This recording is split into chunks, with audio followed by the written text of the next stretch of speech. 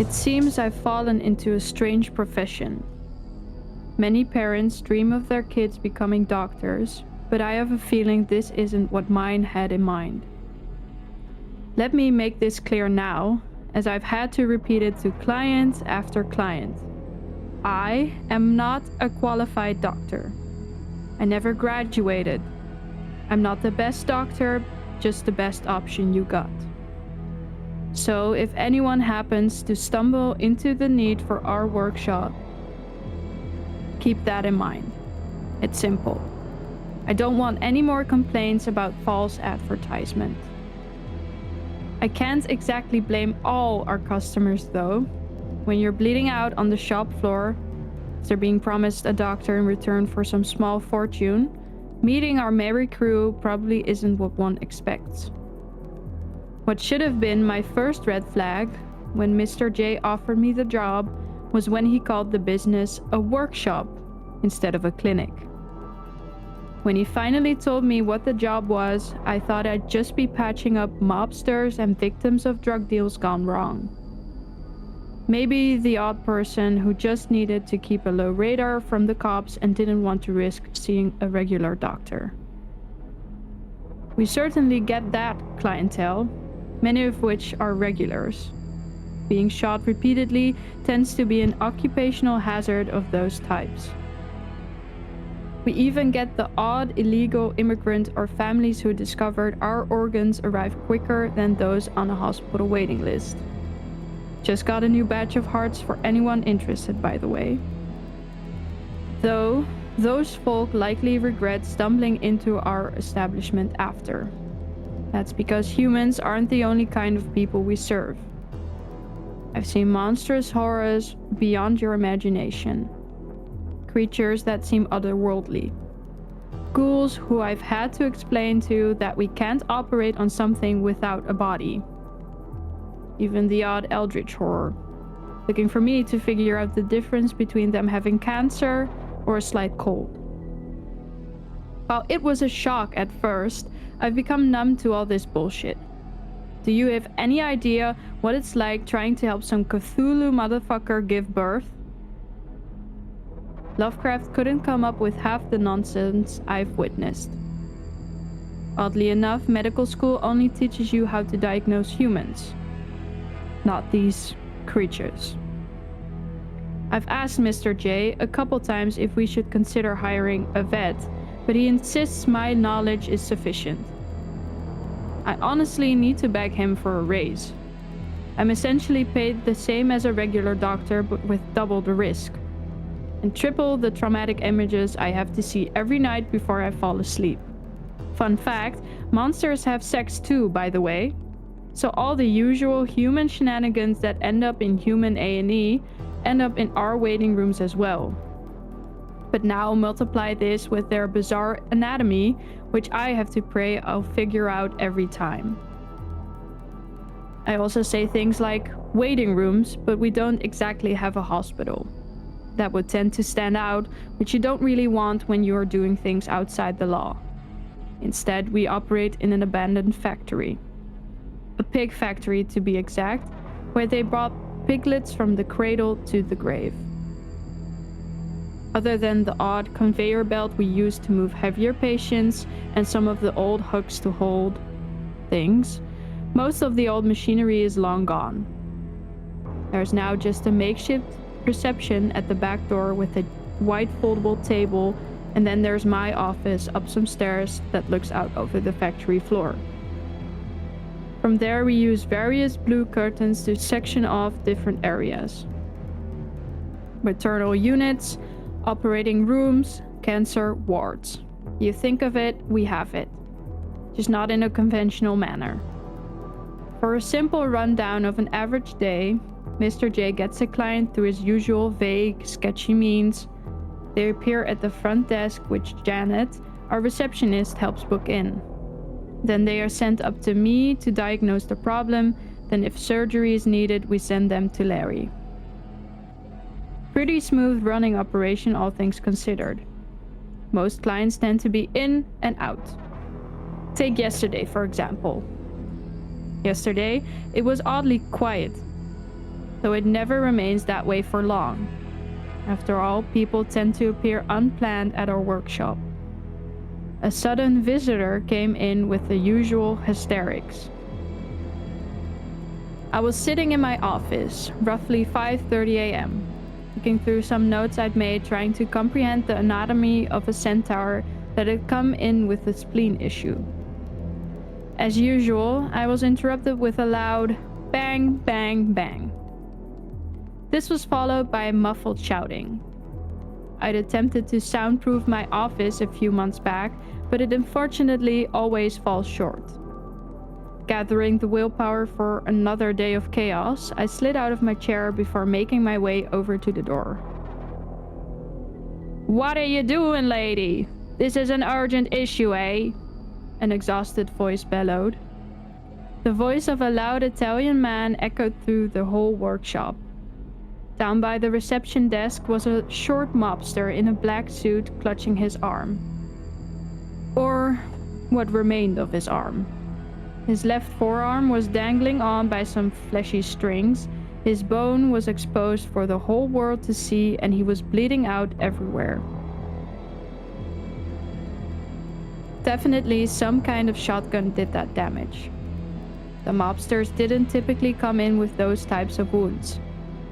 They prefer pistols and machine guns, but I've seen it in many other scenarios involving weredogs who were mistaken for werewolves. "I'm bleeding out here!" He really was. Everywhere. But Janet was taking her time clicking away at her computer, every so often stopping to file her nails when stuck on the loading screen. "And where does it hurt, sir?" she asked without even raising her head from the computer. "Where the fuck do you think, lady?" Exasperated, he gestured to his whole arm. "And on a scale of 1 to 10, how extreme would you say your pain is?" Still avoiding eye contact, filing her nails. "Extreme! Oh, for the love of..." The mobster then heard me descending the stairs and locked eyes with me. "Oh, thank God!" "Lady, please tell me you're the doctor. I'm not sure how many more of this I can bear."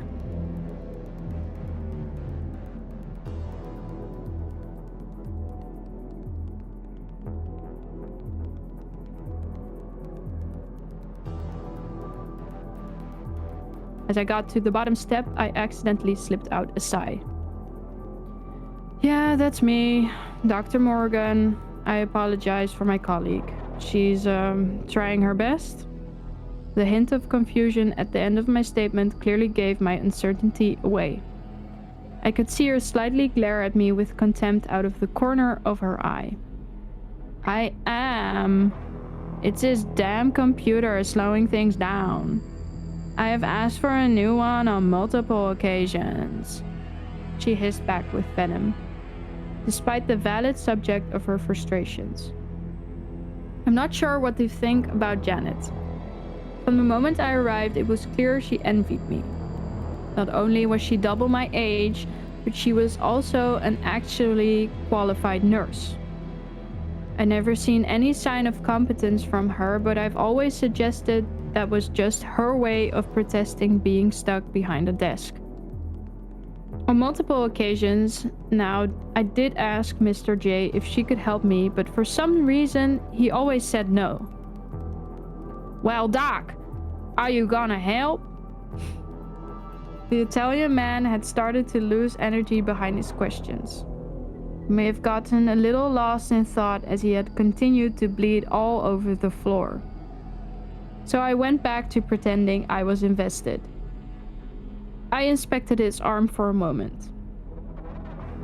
"Yeah, I can confirm your arm has been shot," I replied. "No fucking shit, lady! Are you going to help me here or what? Are all you people insane?"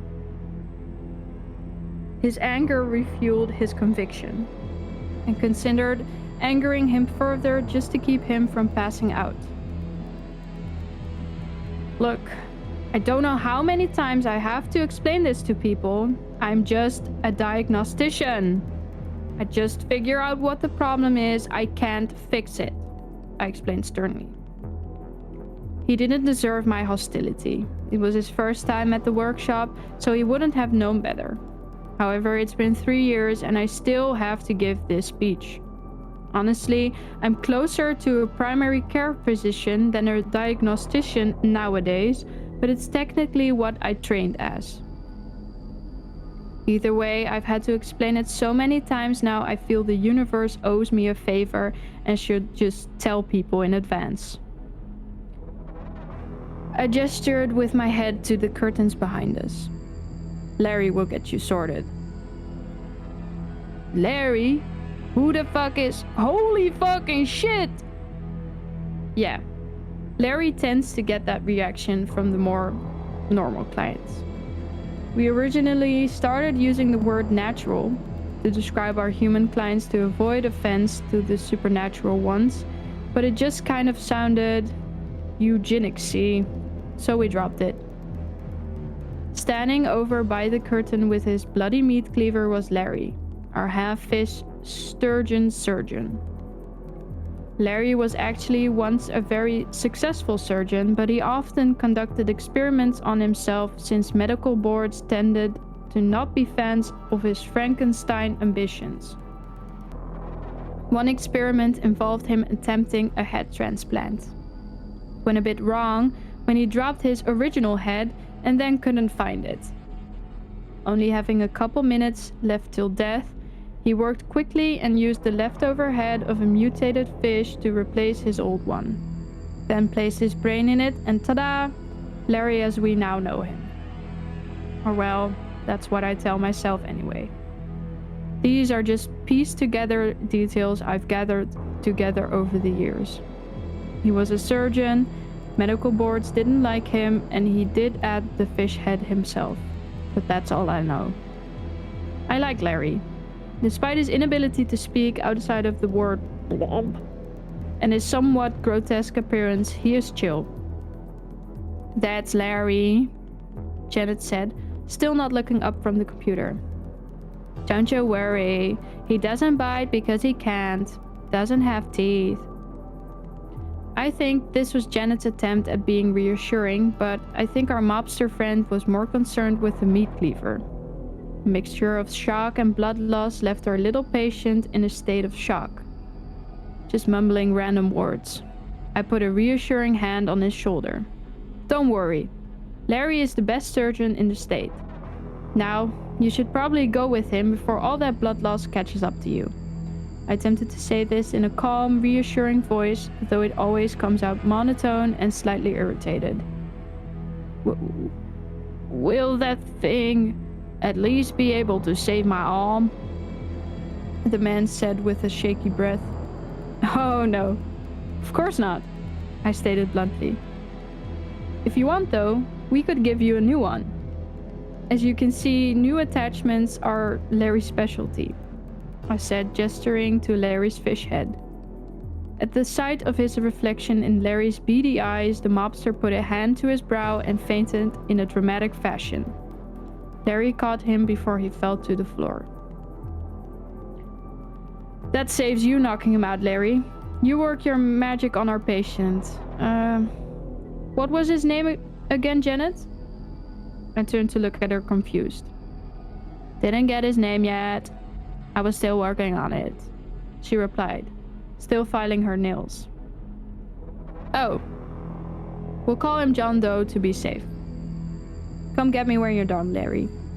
Larry nodded at me. His large fish head weighed him down a bit, causing him to slightly tip each way when he brought it up and down. He then picked up the patient and immediately began to put pressure on the bleeding arm while carrying him to the operating room. As I was walking back up the stairs, something important hit me.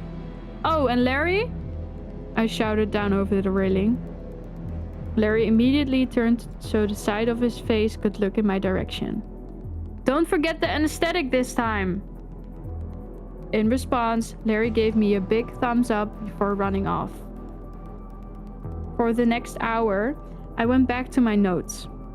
I was surprised no new clients appeared. I guess Sundays just tend to be slower. I decided to stretch my legs and walk around to the window of my office. I gazed down at Larry's in-progress surgery. The mobster was now in a hospital gown with a mask over his face for the anesthetic and to keep him under. As I was watching Larry carefully prepare his tools for incision, I noticed John Doe's hand twitch. I tapped on the glass with my knuckle. Larry looked up, slightly slanting up the side of his face to see me. I gestured to the twitching patient beginning to wake up. Larry looked over and after seeing it for himself, he responded with 2 large thumbs up of confirmation. Then went to correct the mistake. I guess at least he remembered to do it at all this time, I mumbled to myself. As I went to return back to my seat, out of the corner of my eye, I saw Larry abandon his more delicate instruments in favor of a chainsaw. A few more hours went by. The odd patient had come in looking for painkillers and erectile dysfunction pills. Just the usual. But nothing out of the ordinary. The phone on my desk then began to ring. Hello?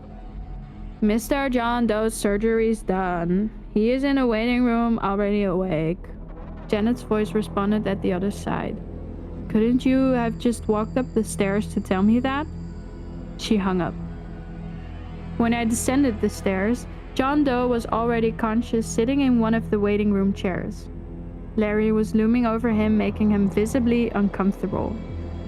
After a moment of awkward staring, Larry began scourging through his pockets, causing John Doe to shuffle back in his chair.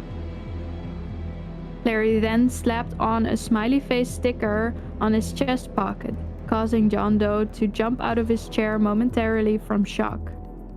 This was then followed up by Larry's signature thumbs up, before walking away. John Doe looked down at his sticker, confused as I approached. May I know your name again? Lack thereof, I asked, stumbling over my words. Nice one, Alice. Social interaction has never been my forte. Yeah, right. He managed to push out in a defeated tone. Well, it seems Larry did a good job as usual. I would recommend remaining here so we can keep an eye on you since you lost so much blood, but I doubt you'll want to do that now. I really tried to say it sounding genuinely sympathetic, but I think it came out wrong due to the expression I got in response. I mean, what the fuck is the point, eh? Gangster missing an arm? If I stay or go, I'm nothing now. I'll likely die in the next shootout. He spoke, sounding utterly defeated. He continued, all 'cause of my stupid fucking father. Can't aim for shit in his old age. Was meant to be aiming for a guy across the street and somehow managed to hit me from the recoil. His words changed from self-pity to spite, practically splitting by the end. Great. People always end up dumping their traumatic backstories on me. I'm a diagnostician, not a therapist. For some reason, I decided to try my best anyway. Well, sounds like your dad didn't mean to. Just an unfortunate accident. I think I managed to sound empathetic that time. Hey, who cares? He's dead to me now. He looked to the floor as he muttered it out. Look, as someone whose dad isn't around anymore, you'll regret saying shit like that, I said with a hint of concern and maybe a little irritation. Nah, I mean literally. I took a shotgun and shot him in the face. Oh. Right. Idiot. I started caring for a second. I forgot most of these losers are nuts. Well, I suspect next time you see me, I'll be in a body bag.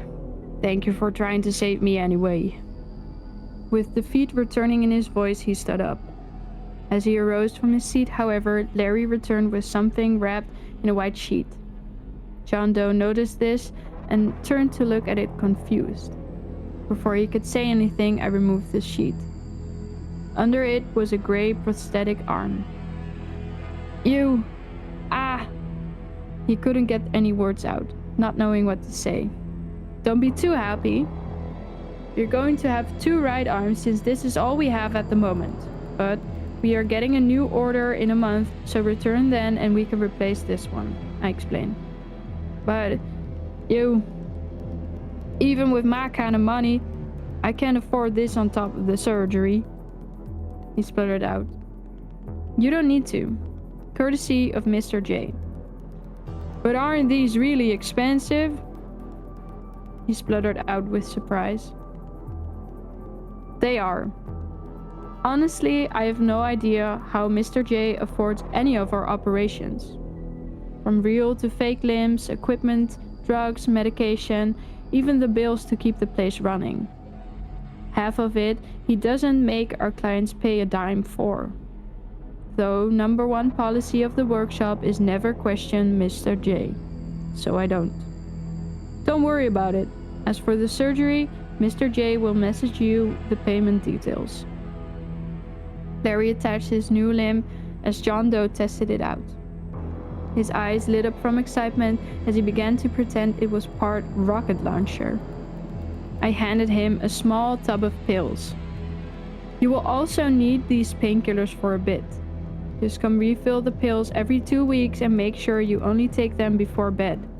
Phantom pains are also common, but these won't help with that. Just the actual pains. Capiche?" I began to usher the mobster out of the workshop as I explained, was now a bit fed up with his adventure. I still had research on Mothman to do. "Okay, wait. How will Mr. J message me if I never gave my details?" he asked confused. I stopped him by the desk and forced a smile. "Trust me, he will find you." He seemed confused by my ominous statement. Just continued to smile and hoped to avoid any further questions. I then grabbed a pot on the desk as a mode of distraction. "Don't forget a lollipop!" I jingled the jar of the colorful assortment of lollipops we acquired over the years, most of which are out of date. I jiggled it harder to snap him out of his daze. Right. There was a hint of caution in his voice. I think the chaos of our workshop might have made him a bit distrusting. Cautiously, he takes a red lollipop and begins to walk out towards the door. As he was exiting, he looked at his new arm with a mixture of shock and relief. Twirling the lollipop in the new prosthetic, he marveled at its beauty. He then began to strut out of the building with newborn confidence. Never did get his real name," I said, mostly talking to myself. When I turned to look beside me, Larry had clasped his hands together as he looked off at his patient. Proud, with a bit of sparkle behind those beady eyes. Couldn't help but let out a little sigh as I put a hand on his shoulder. "I wouldn't be proud of what we do, bud. I am 90% sure that guy is going to kill a bunch of people." Larry looked a little saddened at my statement, but understanding. "You tossed the arm into the pit yet?" He shakes his head. "Well then, I'll come with you. Could use a smoke break." Outside the factory is a large well. Or rather than a well, it's more like a deep pit with a couple stones to mark the edge of it. Mr. J seems to not make much of a profit from our business. That's due to our fairly generous salaries, which even still I think isn't enough. So in return for the money he gives us, he has one request. Throw any remains, blood, limbs, bodies or otherwise, down the well into the abyss. The darkness within seems to be never ending, as if you were staring at nothingness itself and it was staring right back at you, waiting for you to go down there too one day. Even as we threw their arm down, we never heard it hit the bottom. You never hear anything hit the bottom. As I smoked my cigarette, staring into the abyss below us, Larry looked at me disapprovingly. Yeah, I know. Hypocritical for a doctor to be smoking. This whole gig is hypocritical, though. With a touch of frustration in my voice, I threw the cigarette to the ground to stomp it out. For a second, I stared at the extinguished butt, then to the pit. You ever wonder what will happen if we threw non-living material down here? When I looked at Larry, he just stared, not making a sound. Yeah, best not to ask questions. We then returned to re-enter the workshop. We still had the blood at the desk to clean up and throw down there. So, that's the typical day at Mr. J's workshop. Existential dread included. Though that was a quieter day, I wanted to give you guys the general gist without overwhelming you with information. It's a strange job I found myself in, with an equally strange boss. The circumstances in which I obtained my job were equally bizarre. Though I suppose one doesn't end up breaking the law under normal conditions. My circumstances were probably more peculiar than most, however. I had to drop out of medical school. Notoriously, it's an expensive pathway, and I was never some child prodigy deemed worthy of a scholarship. So when I was given the choice between paying for my mom's medical bills or my degree, it was a tragically easy decision. Death comes for everyone, but he's always been particularly fond of the Morgan bloodline. To be born in a branch of the Morgan family tree would mean a coin flip between premature death or tragedy. My Nana died of breast cancer. Her brother lost a leg to diabetes. My father, one day, when sitting on the patio, keeled over from heart failure. My older sister Sarah lost her battle to leukemia at 10 before I really got to know her. Then my mother had a stillbirth with a little brother I never got to meet. This family curse went beyond being hereditary, however. Nana's husband died in a car crash not long after my father's birth. My grandparents on my mother's side mysteriously vanished on a trip to Hawaii. Their bodies were later found holding hands on the shores of Waikiki Beach, the image now forever framed in the minds of the children who found them. Then my mother was diagnosed with pancreatic cancer. My father was the main source of income in our household, so when he died, my mother had to join the workforce. Minimum wage, however, isn't designed to cover chemotherapy. So when we got the news, the savings my father left for me was our only option. Mom begged me not to use it. It was for me, after all. Their only remaining daughter, the last remains of the happy life they planned together. Perhaps I should have listened to her, as the chemotherapy didn't even save her anyway. Though even with that knowledge now, I think my choice would have remained the same. Now I am the only one remaining in our family, with no money to my name. I know I'll survive though. Not due to willpower or anything dumb and sentimental like that. What doesn't kill makes you stronger, or any bullshit like that is just that. Bullshit. It just hasn't killed you yet. No, that's exactly why I know I won't die. Death enjoys its dance with the Morgans too much. These tragedies can be traced for generations. Sudden famine, floods, plague, you name it, someone died from it. Death won't come for me yet. Not until it has someone new in our bloodline to tangle with. Until then, it'll tease me a little. That's when I got a phone call. My biggest fear when I announced my mother's funeral was I'd be the only one to show up. Fortunately, the lack of relatives in attendance didn't lessen the crowd too much. My family made many friends over the years, most of which didn't even recognize me. They either met me when I was an infant or were co-workers whose existence I was only now learning of. Despite being moved by my mother's passing, none were moved to help me. There was one weird guest that day, if you could even call them that.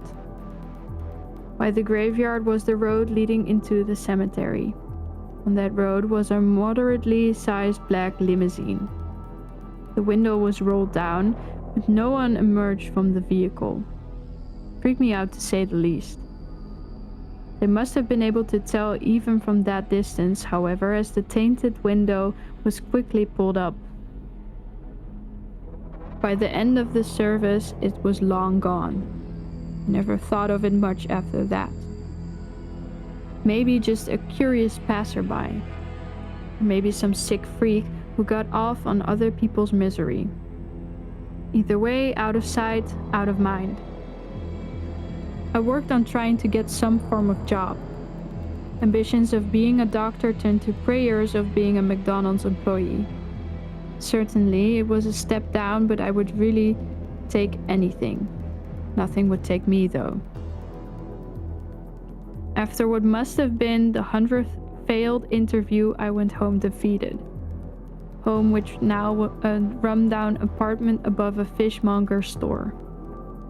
The rate things were going, I wasn't even going to make rent for that dump. I wondered if maybe I was wrong. Perhaps Death decided this was the final dance. It planned to watch me slowly starve to fill its own appetite. That was until it called for an encore.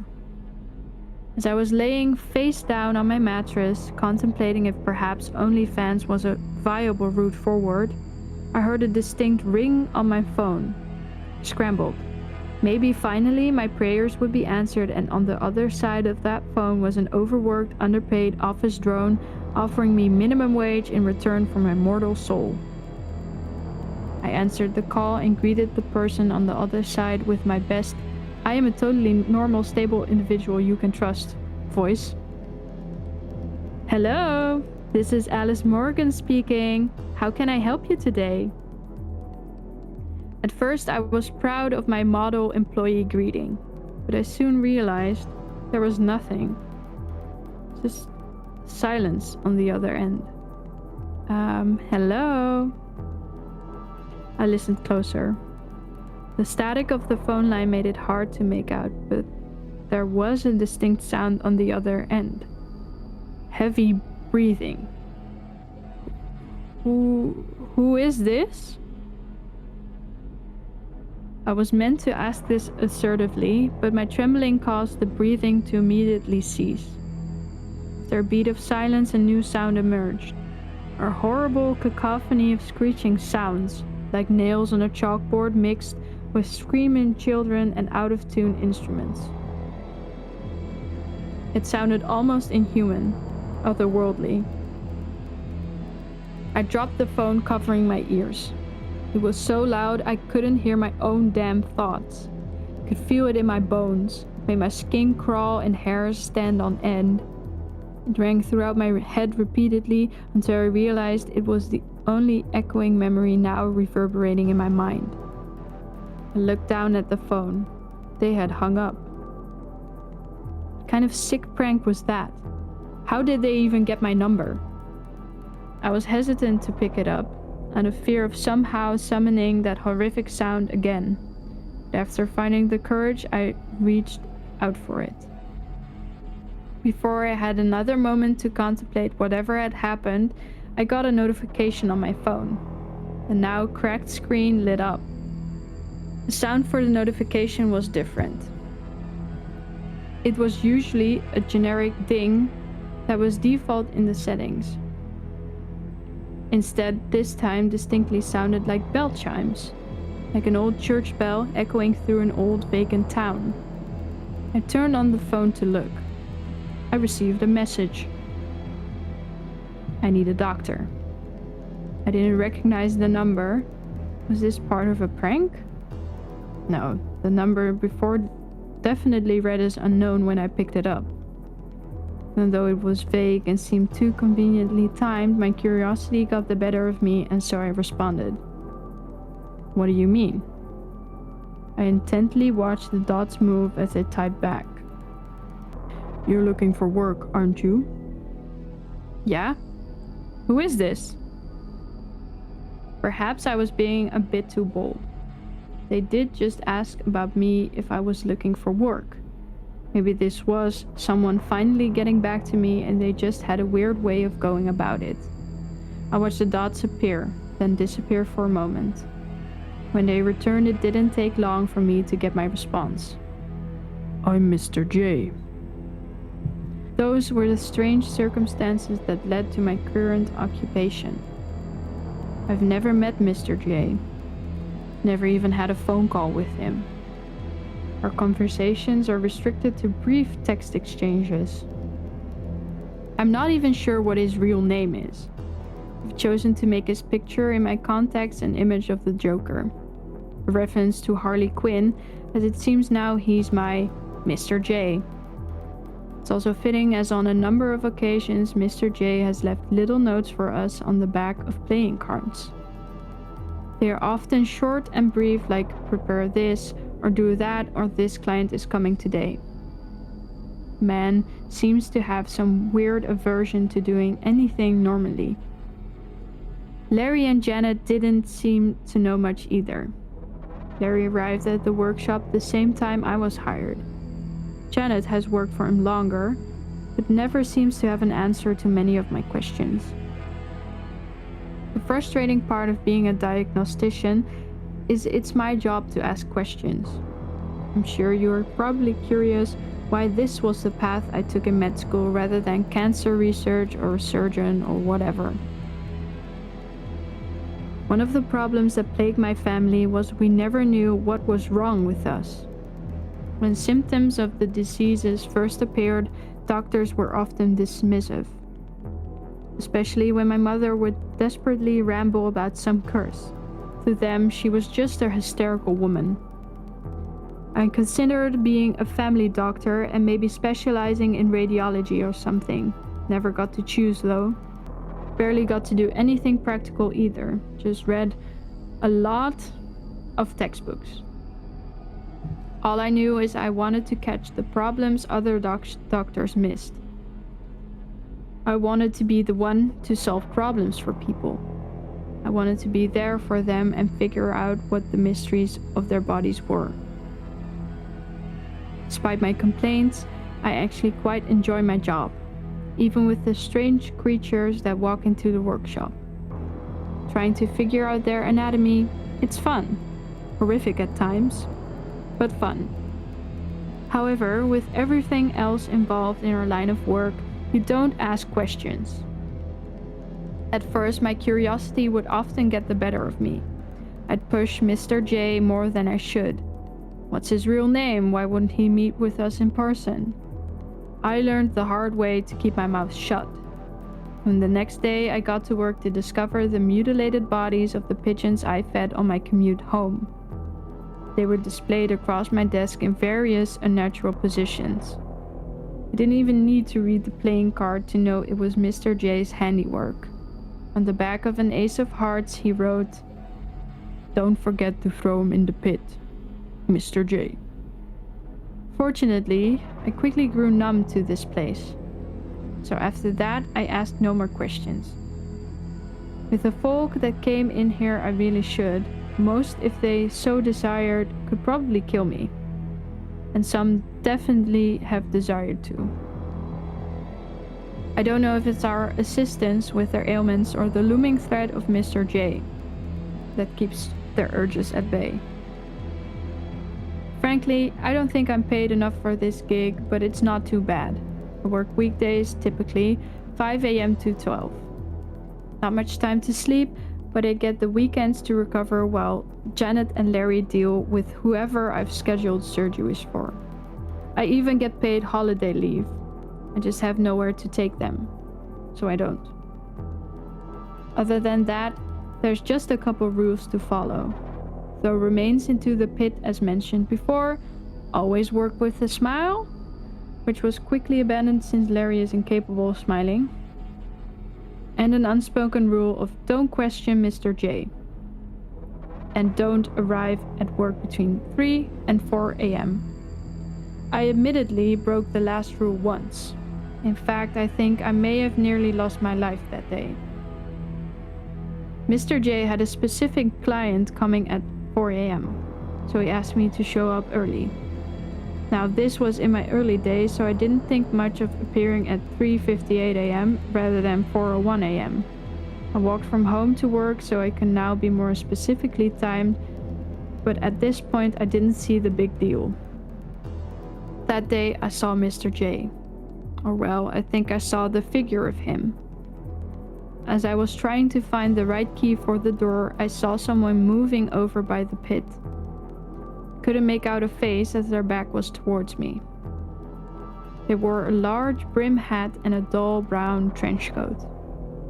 I was about to shout over to be careful. I didn't want to even imagine the consequences of them falling in. We've probably accidentally thrown the odd still living corpse down in the hole in the past, but this would be confirmation of what would happen for certain. Something in my gut told me I didn't want to find out. That's when I realized. The figure wasn't just standing by the pit.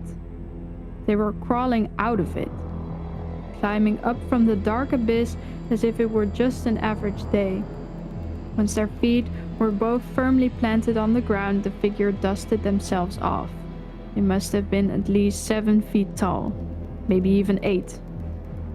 I didn't take much time to take note, however, as the figure quickly took notice of me. I couldn't tell if they were looking at me or not. I just felt a primal urge to run.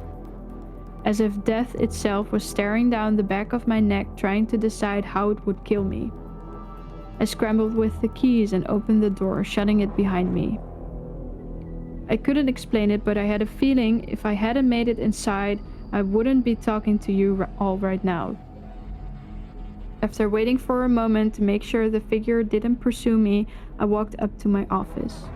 The clock read 4:02 a.m. Cautiously, I looked out the window, my curiosity getting the better of me once again. Then saw a moderately sized black limousine waiting outside in the alleyway. The same one from my mom's funeral. I watched as I saw the fabric of the figure from before his trench coat trail inside before shutting the door. After a moment, it drove off. Again, I was too curious to let it go, as a question plagued me. Despite my previous hesitation, I ran outside. That's when I confirmed it. The direction the car drove off was a dead end. Another blocked off alleyway. I then heard bell chimes from my phone. My blood ran cold. Slowly, I reached for it in my pocket and read the message I received. Don't do that again. I never broke that rule again. Last time I was lucky. If I'm now ever called into work at 4 a.m. and I walk a bit too quickly, I stop to feed bread to some birds. Some replacement pigeons for the ones who died due to my curiosity. Perhaps I'm misinterpreting Mr. J. He did open the workshop. Maybe he really wants to help people, those abandoned by society. Or maybe he's some super hot mafia boss like in all those dumb fan fictions I used to read as a teenager. And soon a blossoming romance will form between us. Or maybe even between him and Larry. Who am I kidding? If anything, I'm asking too many questions again. I know I'm going to die here. If not to a patient's hands or Mr. J's, then maybe my own. I know death isn't done with the Morgans yet, but if I endeavor to never have kids, I guess it'll have no other choice but to end this dance. Till then, it's just holding out hope until I take my final bow before the curtains close. Lately, a thought has been eating away at me. I'd be graduating right about now. My mom would be taking photos with me, beaming her big smile. My older sister would probably be married with kids, and I'd be bickering with her husband about who loves her more. A little brother would be going into senior year of high school, Nana crying about how he's growing up too fast. Maybe Dad would finally have perfected his barbecue, becoming the best griller in the neighborhood. Instead, here I am, giving pills to addicts and health advice to murderers. Perhaps this was always what death had planned for the Morgans. What it had planned for me. But was this also God's plan? Does this all have His approval? I'm getting too emotional for my liking. Not much use for that lately. Just remember, if you need our services, I'm just a diagnostician. No, we don't give a damn about health insurance, and we'd appreciate if you don't shoot us. At Mr. J's workshop, we are here to help.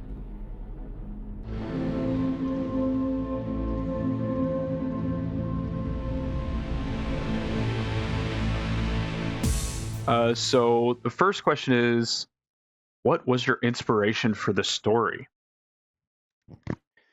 It was heavily influenced by Half-Priced Voodoo Store, which I saw some people saying in the chat.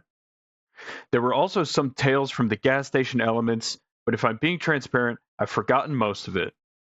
It was a while ago I watched it, so as for the characters, I'm not really sure. I just kind of thought the idea for each was funny. Like, it's a sturgeon surgeon. Easy laughs.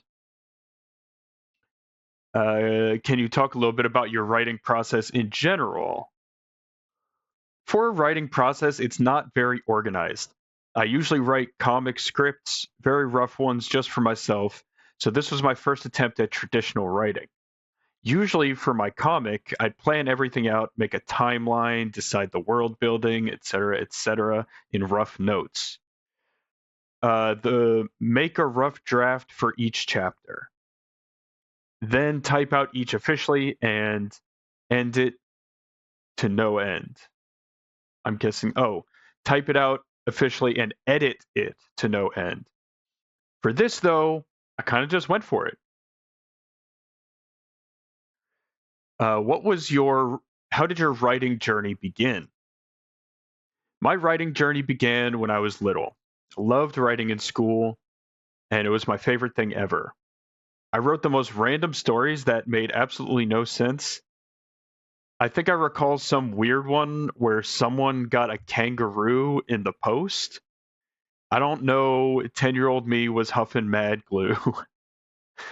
But when I started taking it seriously was actually a YouTube channel I had. To avoid embarrassment, I won't clarify the type of channel, but I'm sure many can speculate. I had so much fun, I just kind of had a light bulb moment where I realized I could write stories for a living if I wanted to. Growing up, I said I would be a novelist or a movie producer or a director. Those were goals which were either too hard to achieve or I didn't have the will to try. But once I got the dopamine rush of people liking my stories with that channel, I was set on making them. So I decided to draw them instead. Until I saw Creepcast, and then I thought I'd have a go at writing normally. And here we are. What are some of your favorite authors, movies, or media in general? Favorite authors? I'm again not sure. Really like Fujimoto lately, after the Chainsaw Man movie. There's also Bungo Stray Dogs. I can't remember the author's name, but he interprets different authors into these unique characters with cool powers, and I love finding out what his inspirations were. That and Isayama, the Attack in Titan mangaka. It is my favorite story ever, and I aspire to write like he does. And for everyone listening, I'm so sorry. I am so sorry. I definitely mispronounced all of those words. And then finally, where should people go to support you? To support me, TikTok, Instagram, and YouTube, all under Random Ginger Art. That's all one word. Here, put this into the chat real quick. So you can support on TikTok, Instagram, and YouTube, all under those names. And sorry if this was too much yapping. Sorry for all the typos. No, obviously that's fine. Thank you to everyone who supported me in this community. I really love it here. I yap about you all to my boyfriend all the time. Heart emoji.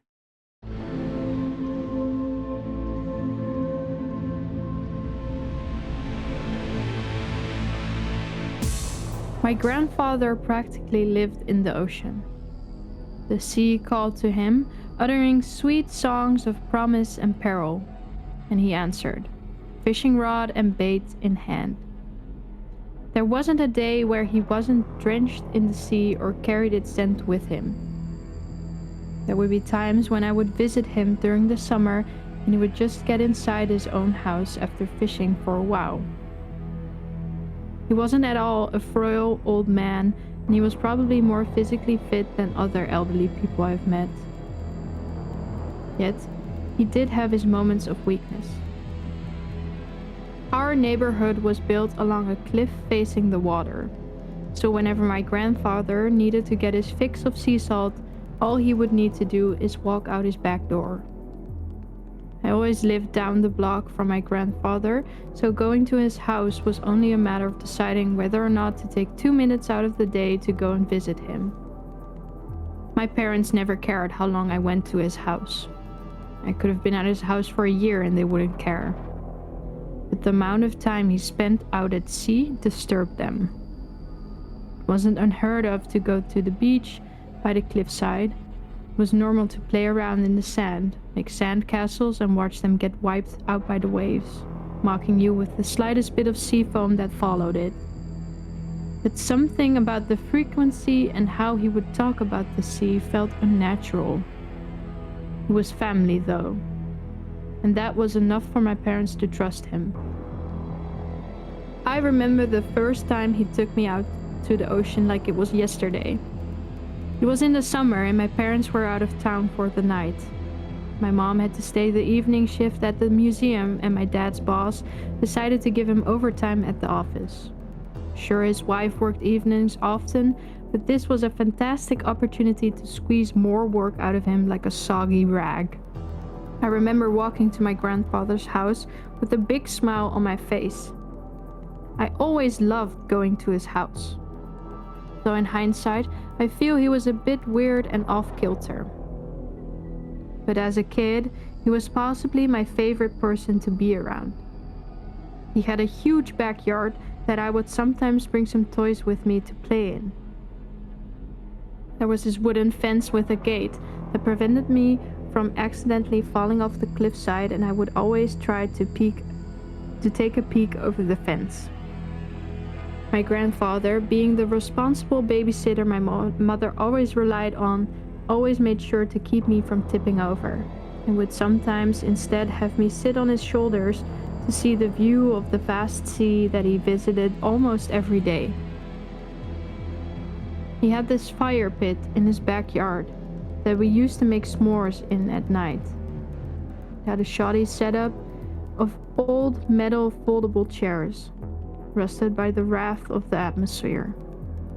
But despite that setup, we made it work. He would always tell stories of giant fish he wrestled with in the ocean and of maidens singing beautiful ballads to him. Every fish that he caught, there was a story behind it. Every wave he rode was an adventure. Every sound was a song. I would always look forward to listening to these stories, and he would always be looking forward to telling one. This particular story was about how he saw this giant fish that he found swimming in the middle of the night. He didn't catch it yet, but he plans to go out tonight. I would always ask him if I could go with him ever since I was 4. Usually he would say that I was too young. But this time, after he finished his story, he said, "So, kiddo, I told you this story because I might need some help catching this one. I think you are at the age where you can help me. Would you like to help me catch it?" I was ecstatic. I practically fell out of my seat. Yes, I do! All right, let's go. He picked up his fishing gear and started to leave towards the cliffside. I jumped up from my seat and followed him with a huge grin on my face. We made it to the fence and went down the rocky steps formed by the cliffside. As soon as we made it to the boat, my grandpa took both oars and rowed with all his might. I asked if I needed to help, but he assured me he got it. It took several minutes before we went out to the ocean away from land. I could see the entire cliffside from the water. My grandfather closed his eyes and took in the evening breeze. The beauty of the ocean is the silence. There was no arguments or interruptions, just the sound of the waves. It feels safe, almost like a blanket. And now, kiddo, I think you should be able to experience this with me too. I couldn't agree more. The ocean was peaceful. No wonder Grandpa came out here so often. My grandpa stood up, threw his hook in the water, and sat back down. He then offered me the fishing pole. The fish won't catch itself, he said with a smile. I snatched it with excitement and almost started reeling in as fast as I could. My grandpa's words stopped me. Not yet. Wait for a bite. How will I know when the fish bites? When it tugs on your fishing pole, you should also see the tip of it bend more. Focus on the rod itself. I then squinted my eyes and focused on the fishing rod harder. My grandfather laughed. This isn't a competition, Sam. Just feel the breeze. Save your energy for the fish. I closed my eyes a bit and breathed in the sweet scent of the ocean. I felt the waves rock the boat ever so slightly and the soft breeze gently push against my face. It all felt still, safe. Suddenly, a yank from the fishing pole. I jumped up. My grandfather kept me steady. You got him! Now reel! Reel! Pull away from the fish! I did as he asked. I gripped the fishing rod with iron resolve and pulled away from the fish as I furiously reeled the line in. It was hard, but luckily my grandfather was there to root me in the boat. I kept cranking the reel, my noodle arms wiggling from the stress I placed on them. Hey Grandpa, this must be a big one. It must be to give someone as strong as you a problem. He laughed at his own joke. I pulled, I reeled, I yanked and cranked. It wasn't budging. Suddenly, I felt my grandfather pick me up. I kept on reeling and pulling with all my might. The fish flew out of the water and flopped around on the boat. My grandfather quickly picked up the creature and wrestled with it until it stopped. And there it was. In my grandfather's arms was a striped bass. It was huge. The thing passed beyond his shoulders. He could take someone out with it. This was the fish of his legend. Nice catch, kiddo, he said with a smile, still trying to get the fish to stay still. Once we gave the fish the time to stay still, he dropped the fish on the boat, looked at his watch and said, Whoa, look at the time.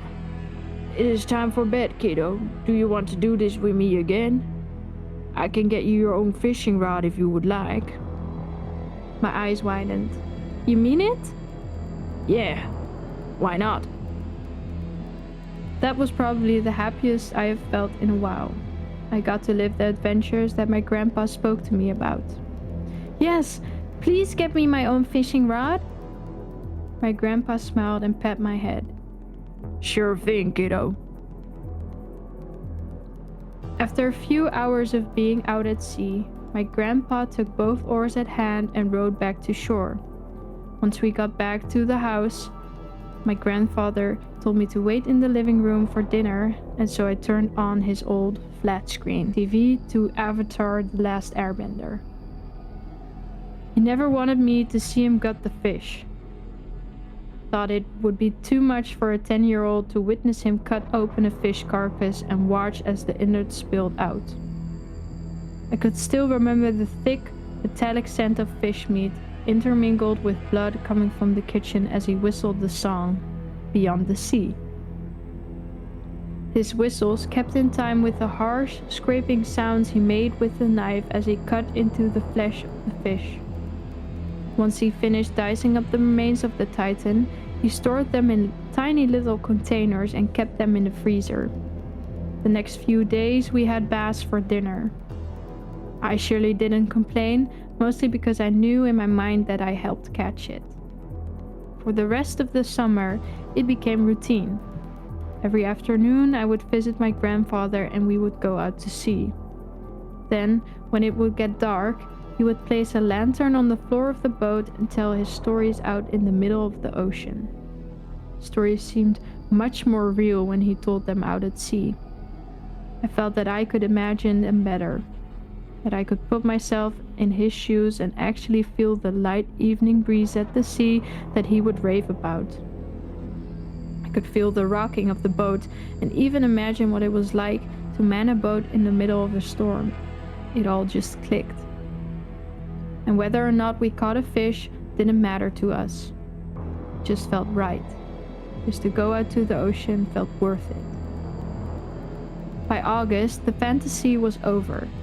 I had to cram my summer reading assignment before the school year started, so I stopped going out in the ocean with my grandfather. Instead, I would just read my book in his living room alone. During the first few weeks of school, my time was so limited with homework and projects that I couldn't shake the feeling that I had been neglecting my grandfather. Whenever he would ask me if I wanted to go out into the ocean, I would be so busy that I just had to say no.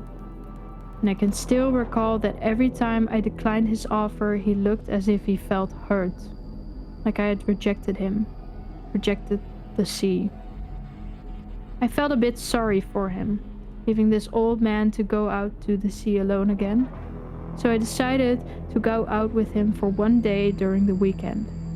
Homework and projects be damned, but I wanted to spend time with my grandfather for a little bit. So the next time he asked, I gladly put my books down and went out with him. Though this time I went out to the ocean, it was different. It felt different. It felt alien, like I wasn't supposed to be there. The wind felt sharper, more cold. The sea felt more rough than relaxed. My grandfather was stone-faced the entire time he was rowing us out to the sea. I would constantly ask if he was alright or if he was tired, and he would always answer that he was fine, that he felt great, even. He would ask me about school, and I would tell him, though I still couldn't shake the feeling of something different that might happen. He pulled out his lantern and placed it in the middle of the boat. Then he stood up as if he were to tell me a story again. But this time it was different. This time he got up and said, "You know the ocean here missed you, Sam." "What?" "The ocean misses you.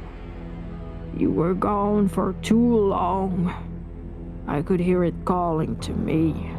It was asking where you went." I was puzzled. Why would the ocean miss me? I tried to force a laugh to see if my grandfather was joking. He wasn't. He was dead serious, his face contorted with fury. "You think this is a joke? You abandoned our friend like that, and you think this is some sort of joke?" His voice escalated with every word that left his mouth. I could physically touch the scorching hot rage boiling inside of his chest. My throat dropped to my stomach. "Grandpa, it's not very nice of you to abandon our friend like that, Sam. And to laugh at our grief too. What's wrong with you?" The waves matched his fury and rocked us both violently as I held onto the side of my boat. My grandfather started to get closer to me. His giant hands snatched my shirt like two giant bear traps and tried to lift me up. I held onto the boat for dear life, not knowing what he would do to me when he lifted me into the air. My 10-year-old strength failed me, and he started to hold me by my shirt. He brought me close to his face. I could see his bloodshot eyes and the veins popping out of his neck. His breath smelled like an awful combination of coffee and rotten fish. Then he spoke through his gritting teeth. "Do you hear me?" "What?"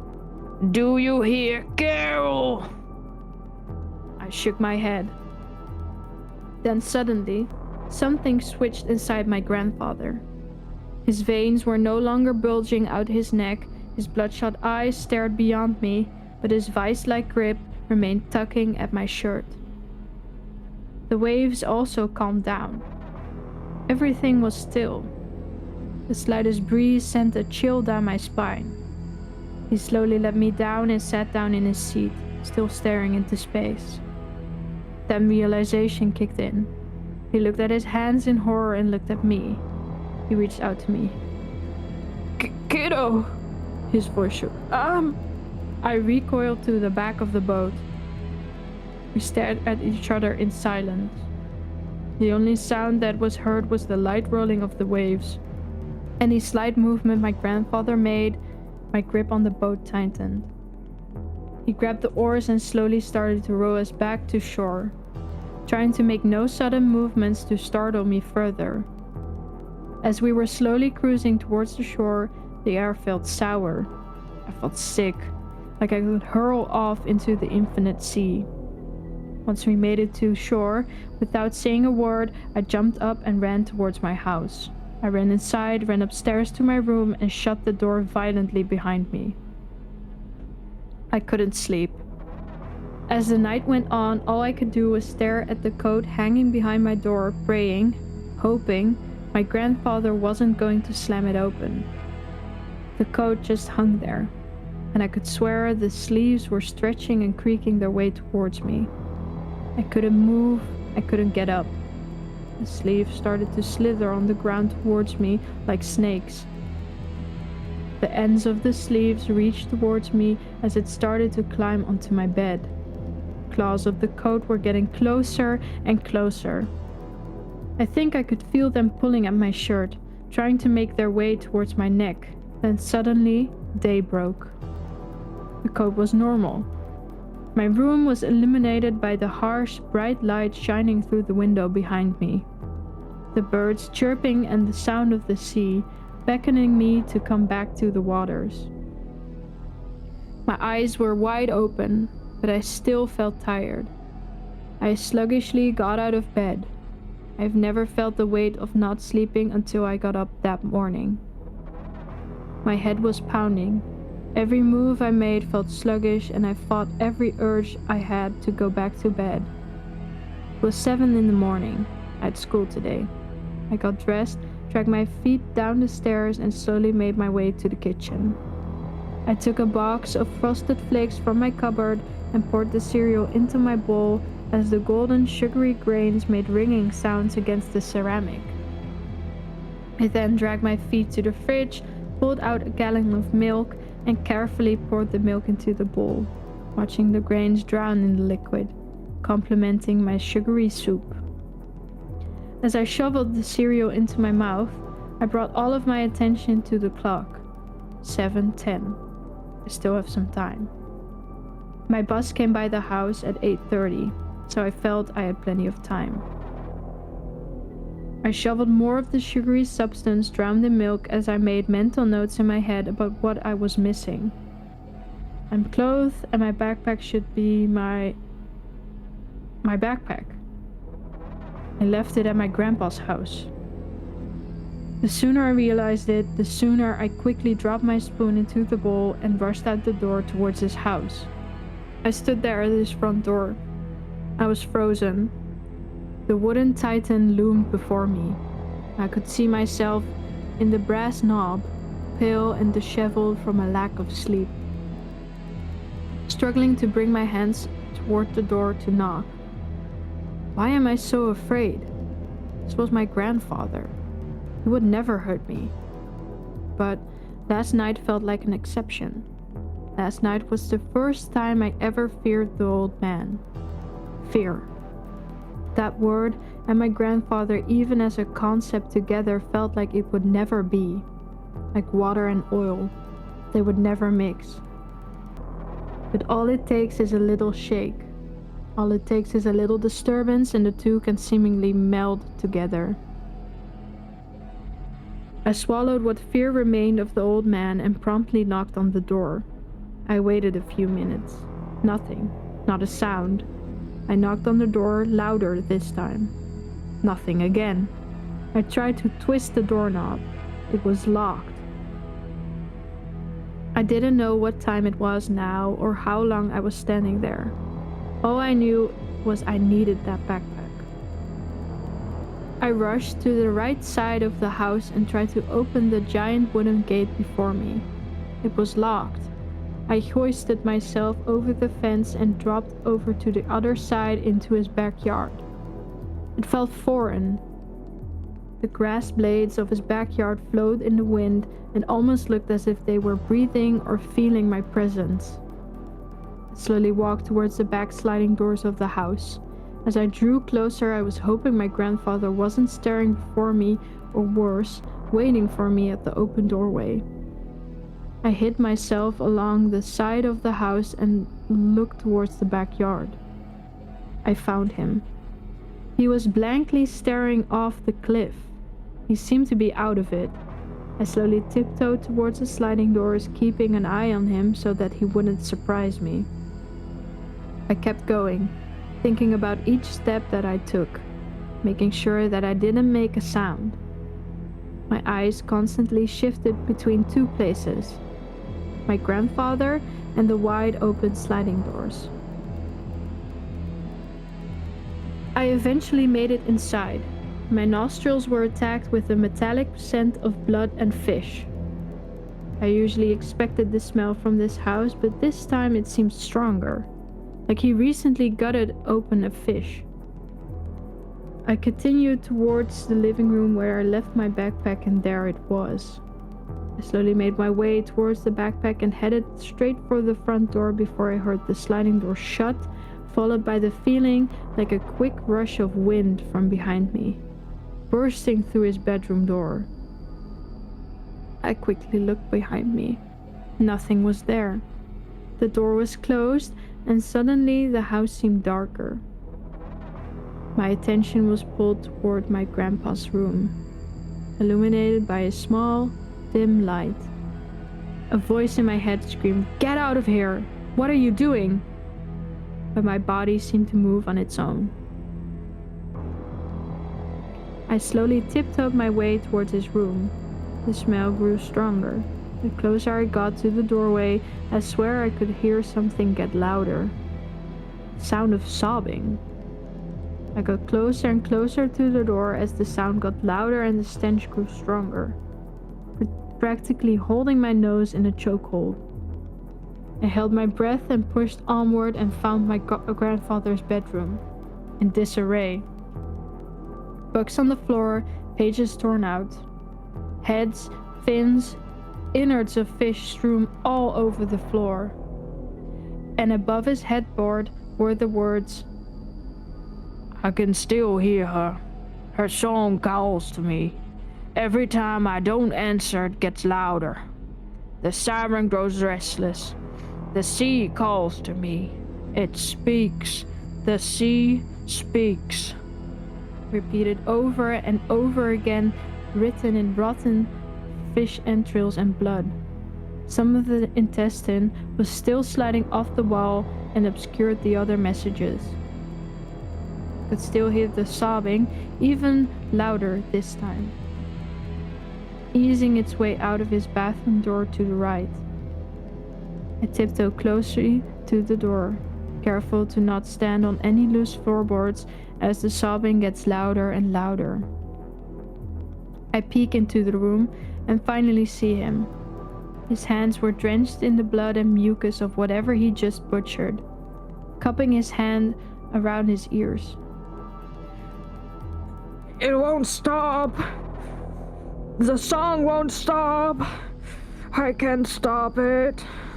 No matter what I do, I hear her. My grandfather slowly curls onto the floor, uttering the words, "Make it stop. Make it stop." He kept sobbing. Though I was horrified by him, I couldn't help but feel bad for him. I tried to extend my arm to him from the creak of the door. For suddenly, the door creaked open. My heart ran to my stomach. My grandfather's head bolted up and looked right at me. "You..." I jumped back and ran for the door. I heard him scramble onto his feet and follow behind me, howling, You did this to me, little shit! You angered her! The siren! This was supposed to be your punishment, not mine! I burst through his bedroom door and scrambled down the hallway. I could hear his footsteps getting closer. I ran into the kitchen before he picked me up with my backpack and turned me around. I tried to slip out of the straps before his bear-like claws snatched at my neck, squeezing tight. I could feel the air getting trapped in my lungs, all the blood rushing to my head. My hands tried to pull his hands away from my neck, but nothing. They wouldn't budge. My right hand rested on the bloody mess that was his countertop. I tried to feel around and got it. His knife. Without a second thought, I shoved the knife into his shoulder. He howled in pain before letting go of me. I dropped to the floor, finally taking in air again. My grandfather sobbed more wildly, holding the knife in pain. I raced for the front door. I heard my grandfather sobbing quickly turn to shouts of rage as his footsteps got louder behind me. I unlocked the door and ran outside, shutting the door behind me. As I ran away from his house and towards mine, I thought I may have heard a squeak on the floor and a thud against the door. I rushed towards my front door before being confronted with my mother. Where? She gasped. What happened? She quickly grabbed me by the shoulders to look at my neck, covered in whatever my grandfather was butchering. What is this? What happened to you? My heart sank to my stomach. Tears were welling up in my eyes. I sniffled and said, There's something wrong with Grandpa. My mother, no questions asked, rushed to the phone and called 911. She stated on the phone that he fell. She then called work and told her that she was going to be home today, that something happened. She put the phone down after saying, Thank you. It quickly got me into the bathtub. For the rest of that day, all I could do was stare into space, imagining how safe the ocean was with my grandfather. Imagining better times while my mother washed the blood and mucus that used to cake my grandfather's hands. There were times where she held down the vomit from the smell that came off it. My father came out of his room and passed by the bathroom door before exclaiming, Ugh!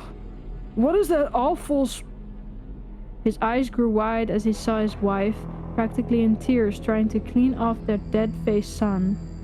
What happened? My mother told him how she found me and what I said. Horrified, he went to the phone straight away to call off from work.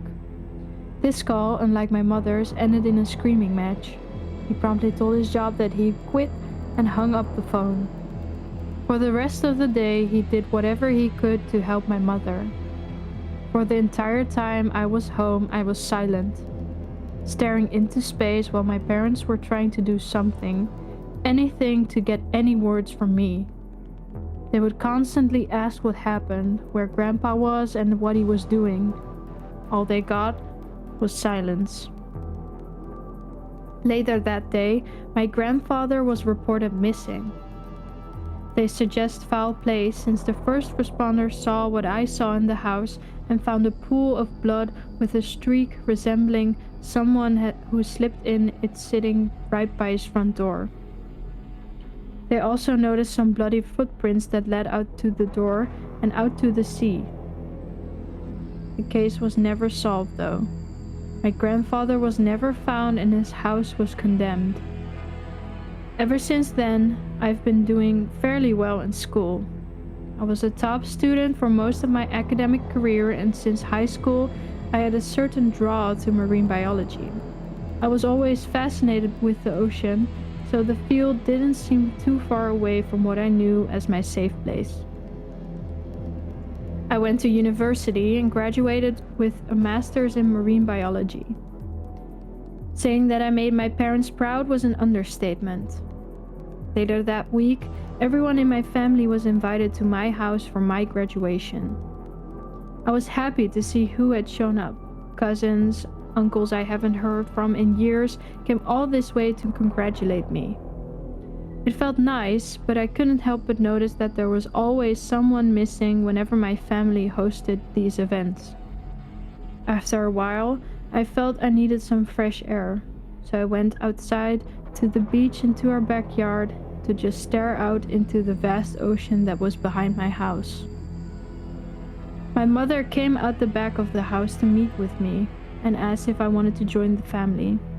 I said, I just wanted to get away from the noise. It's quiet out here. She nodded her head. Well, don't stay out for too long. Everyone is here for you. I know. I will catch you guys in a bit. My mom kissed my forehead, told me how proud she was of me, and turned back to the house to join the rest of the family. After I stood out there and gazed at the stars, I noticed that a rowboat appeared to my right. That was weird. I haven't seen that before. There was something in me that compelled me to go in, so I went in. I rowed out to sea, out to the spot my grandfather and I went fishing. The waves were calming, reflecting the night sky while rocking the boat like a cradle. It felt safe. I closed my eyes and started to hear something. Whistling. I knew the whistling sounded familiar, but I couldn't put my finger on it. The longer I heard the whistling, it became clear to what tune it was whistling to. Beyond the sea.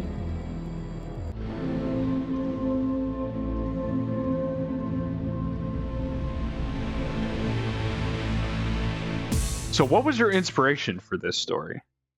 I'm very curious. So it's a mix of things. So the nautical horror.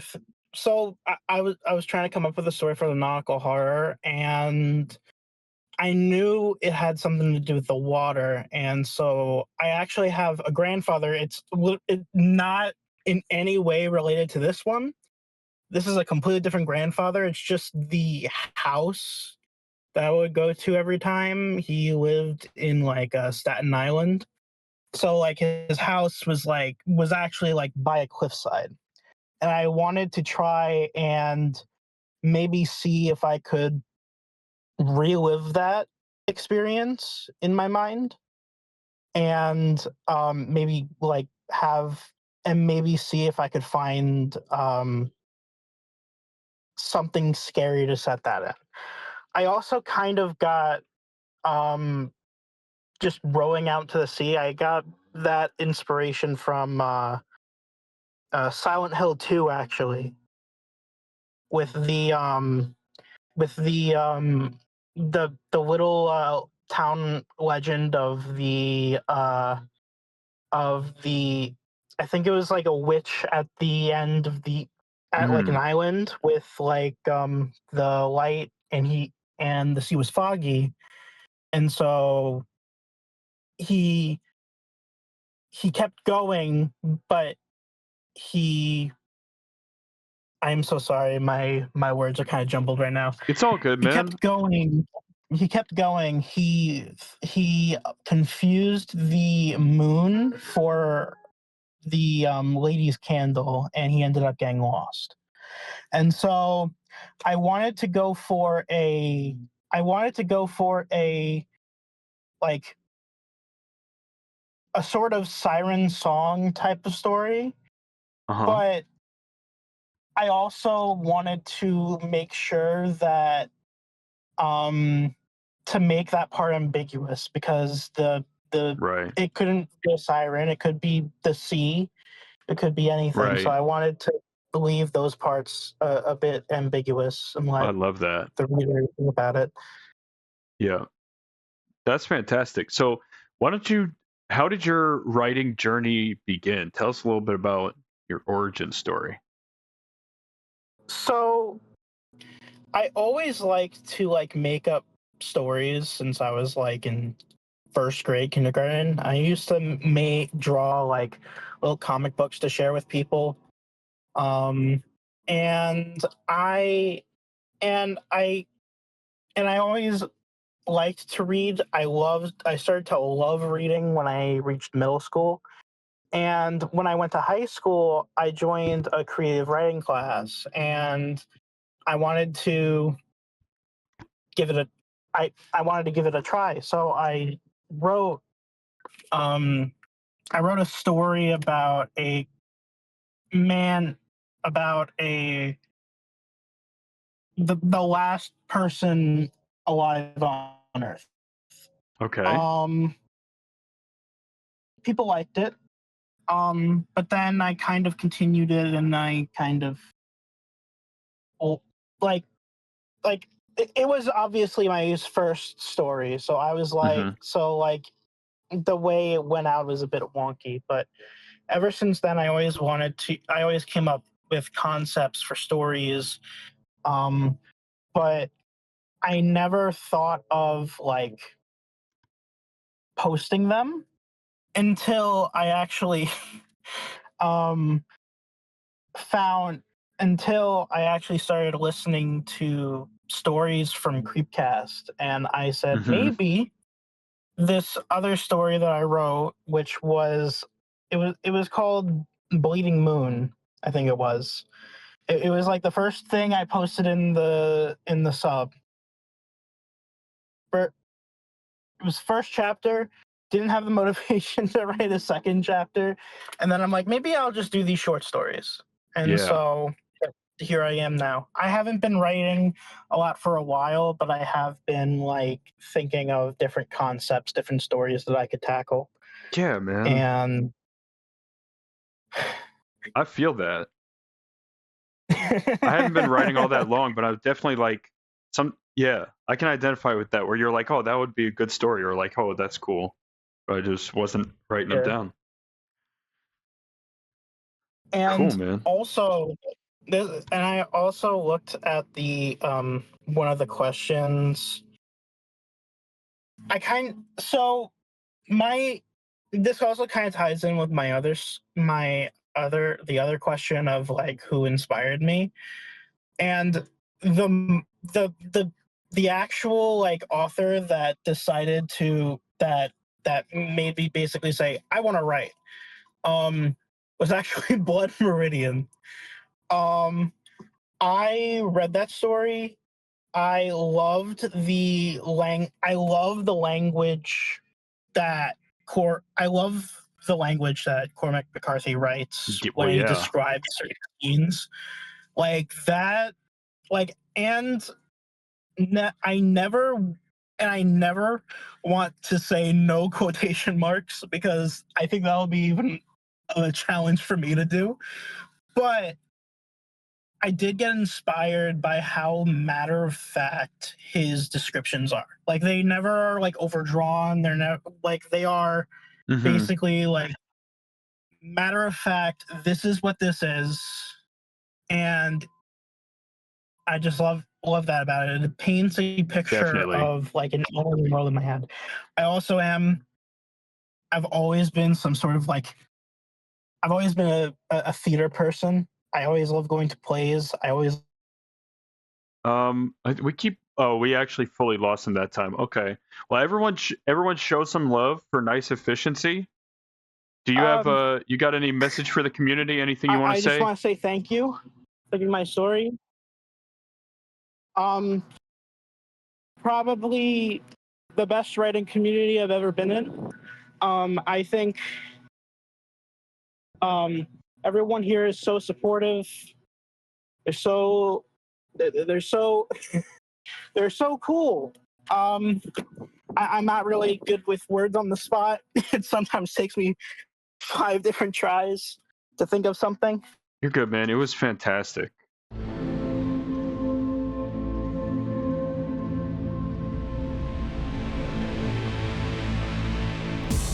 White hot pain. That is all I feel. It pours over my every neuron like a burning flash. It burrows into every piece of me until I exist only as an idea of an animalistic, instinctual pain. Then, as quick as it rolled over me, it's gone. I am in a black numbness. without a single sense to guide me. Time has lost all meaning. I only exist in this unliving form, no longer human. Suddenly, a sense returns to me, not sight or hearing, something to help anchor me, balance. I feel myself pitching forwards, falling towards an unknown surface. My acceleration is arrested by an unseen actor, and I'm slowly lowered into a soft landing and then flipped onto my back. More senses return to me one by one, and with vision swimming, ears ringing, and the acrid smell of ozone penetrating my nostrils, I find myself on the stretcher in an identical transporter room to the one I just left. A med technician leans over me, checking my pupils and explaining to me in muffled voices that it will take several hours for my body to adjust to what I just experienced. My body has just defied what we thought to be rock-solid rules of the universe.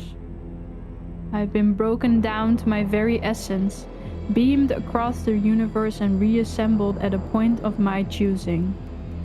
I've leapt across the far reaches of space from my birth planet of Earth to the space colony designated Eidolon's Reach, which is tucked away on the dark side of some far-flung rock humanity intends to colonize and terraform. As I'm wheeled out of the transporter room, I take one last look at the miracle apparatus which allows humans to play God and step across the stars in instants. What looks back is a jet black metallic coffin that is fed by a series of thumbing controllers, snaking cables, and an array of instruments I couldn't begin to name or divine a purpose for. Quickly, I'm spirited away to a medical ward to be monitored. Without a doubt, the procedure is safe, but it is a new, nascent technology. The first of its kind, and the toll on my body is considerable. After several hours, my senses slowly return to me. My sight, my hearing, and finally my sense of self. Step out into an internal transit terminal to ferry me across the small cityscape encapsulated inside a metallic dome. A singular, bleak, artificial light hangs high above to act as a poor replacement for the sun. Eidolon's Reach is a young colony, the rushed and prefabricated feel. It is early days for the colony and its population is swelling. Yet the transmit terminal is empty as I wait for my shuttle. There are no voices, no movement, and silence seeps into every shadow, as if the whole colony holds its breath. As I take my seat on a shuttle destined for the colony's residential district, my personal datapad finally chimes. A familiar voice fuzzes into focus in my ear. A dry, droning voice I've spoken to only a number of times before. It belongs to Carter Niles, my new employer. He represents the Novus Group, the creators of this fledgling colony. Jonas Keir, it is good to speak to you again, the voice rasped to me. I trust you've made it to the Reach without complications? None, sir. I'm heading into the Central District now. I'll be starting my investigation as soon as I've completed my journey. I'm just awaiting the file unlock and I can begin. So quickly, drawls Carter once more. We had expected you to spend a day recovering from your journey. How very awfully keen of you. Of course I'm keen, you fool. Release the damn file so I can search for my answers. I bite back the words and instead swap it for a shallow laugh. What can I say? I haven't come all this way to enjoy the view. At least not until you finish terraforming this rock and install some windows. Very well, Jonas. I'm unlocking the files now. Novus Group is expecting this to be resolved as quickly and discreetly as possible. We await your evaluation. The link goes dead, my datapad chimes. as a new bounty of information is unlocked. I devour the information ravenously, and the situation I've thrown myself into comes into focus. I've been sent here as a neuropsychological consultant. Eidolon's Reach has an unusual and unprecedented problem, one that hides and grows beneath its sanitized and corporate surface. There are a growing number of erratic behavior reports coming in from this colony. Colonists acting out erratically, checking out mentally, or completely up and disappearing. Nothing so singularly intense to become of note yet, but when you can see what I can, it paints a troubling picture. My employer's goal is for me to diagnose the colony and offer them solutions that must be quick and discreet. Truthfully, this contract is a means to an end. Only by selectively withholding information have I gotten this job. But I saw no other way forward. It was a line I was more than willing to cross. My life partner, Saren Vale, has been stationed on the Reach for some time already. She was part of the initial wave of colonists once the transporter functioned. She is a biomed researcher here to conduct a variety of case studies on the colonists as life evolves here. Several weeks ago, she sent me a troubling message. It was vague at best. To get past the corporate filters, old anecdotes strung together in odd ways for me to unravel the true meaning. I understood the point she was making. Something wasn't right at Eidolon's Reach, and she was scared. I spent as long as I could waiting, willing my data pad to light up again with another message, when I saw the job listing go up discreetly within my professional circles. A psycho consultant was needed on Eidolon's Reach to review the population. I didn't hesitate before applying. I withheld my connection to Saren. A strong bias like that would easily disbar me from being considered. That was a risk I was not willing to take. Truthfully, I do not care for this job, only for fighting Saren. The distance of her posting has taken a toll on us, and I miss her dearly. There is so much I want to say to her, so much we could resolve if only given time. I'll deal with any other problems as they arise. Saren is my priority. I spend the rest of the journey on the transit link, devouring the files provided to me with the metallic, dour cityscape comes closer and closer into focus. They are a fragmented mix of reports. Slowly more and more of the population are beginning to act disconcertingly, with no discernible cause. Saren's name isn't mentioned once. I can't discern if that's a positive or a negative, but I feel a pit in my stomach blossom and begin to grow anyway. I arrive at the residential district and my impressions of the colony fail to improve. The few colonists that populate this district shuffle down barren streets in silence, heads anchored firmly towards the ground like an odd funeral march. I can't see a single shop front or drinking hole with welcoming lights. Without proper context, you could mistake this for the early days of a colony's life cycle, where it is still in need of many more colonists to fill out the space. But with the missing persons reports in mind, I can see the miasma that hangs over this city. The pit in my stomach sprouts tendrils that burrow even deeper into me. I am making my way through a featureless prefab corridor, snaking through the many hab units, when finally the monotony is broken by a hunched figure ahead. I can see them repeating some kind of motion in front of a locked hab door. Creeping closer reveals a middle-aged male colonist. A baggy technician jumpsuit is draped over his gaunt frame, which hunches over the doorway with an exhausted posture. I spot senior tags. This man has been at the colony for a significant amount of time. Finally, something I can see with my own eyes. This will yield more answers than the sterile reports provided to me. Long workday, eh, friend? My words cut through the silence like a bolt of electricity shot directly towards him.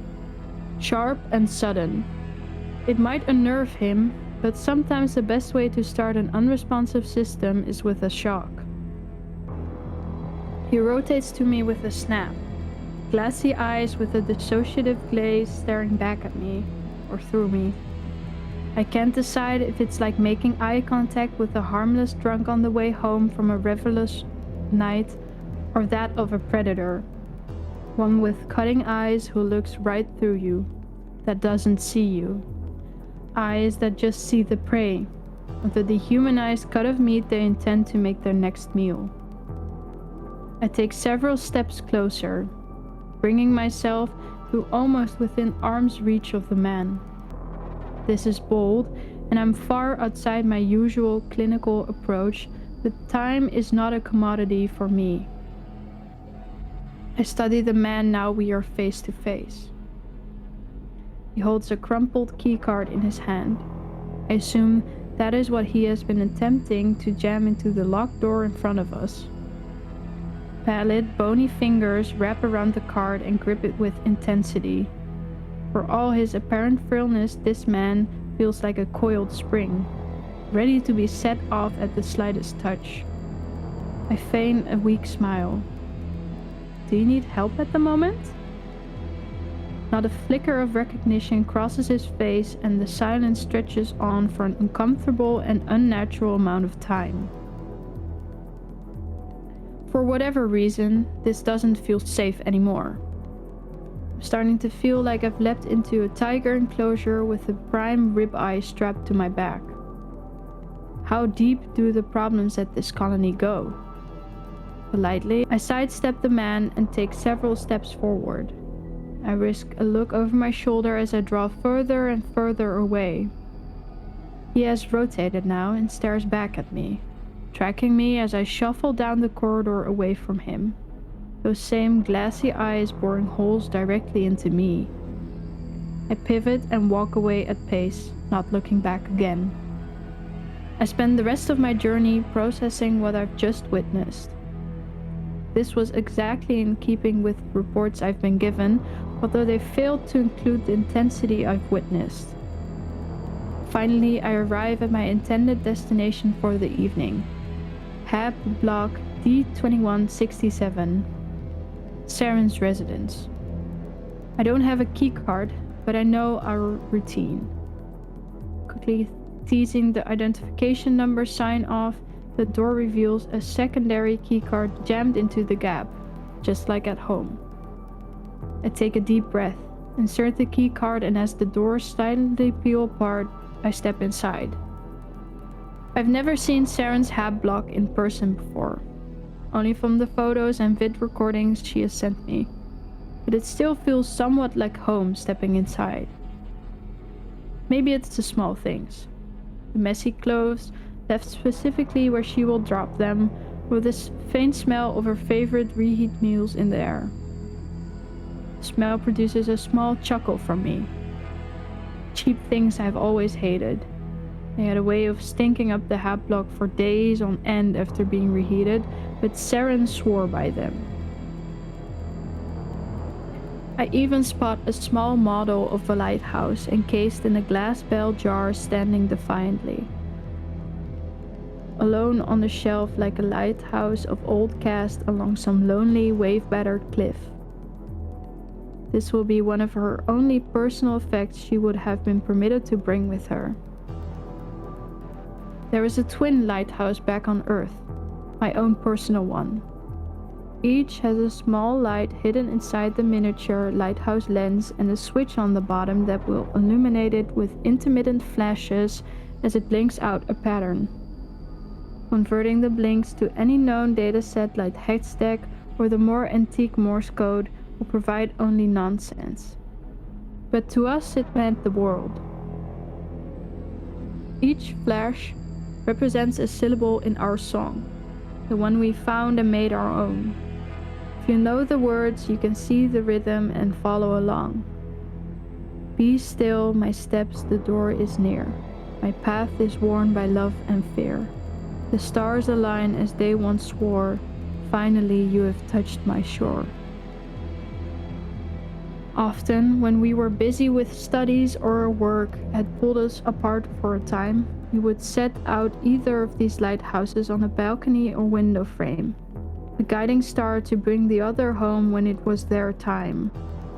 Now both our lighthouses lay silent, lenses stone cold and dark. I call out hopefully to no reply, but this is no surprise. Her last message was cryptic and hurried, and since then, silence. If she was still here, I would have heard more by now. All I can do for now is make myself at home for the evening and hope she has left me more than the contents of her previous message. Surveying the block, I confirm it to be empty. I ease myself down into a soft-shelled chair as I'm overcome by a sudden wave of exhaustion, a possible side effect warned to me for my interplanetary journey. Sitting here in this place now, I can't help but reflect on our shared past that led us here. I met Saren while I was studying for my thesis. She was biomed and I was neuropsych. In the lectures we shared, she lit up the room, never afraid to add her voice to a conversation, always pushing some great new idea forward.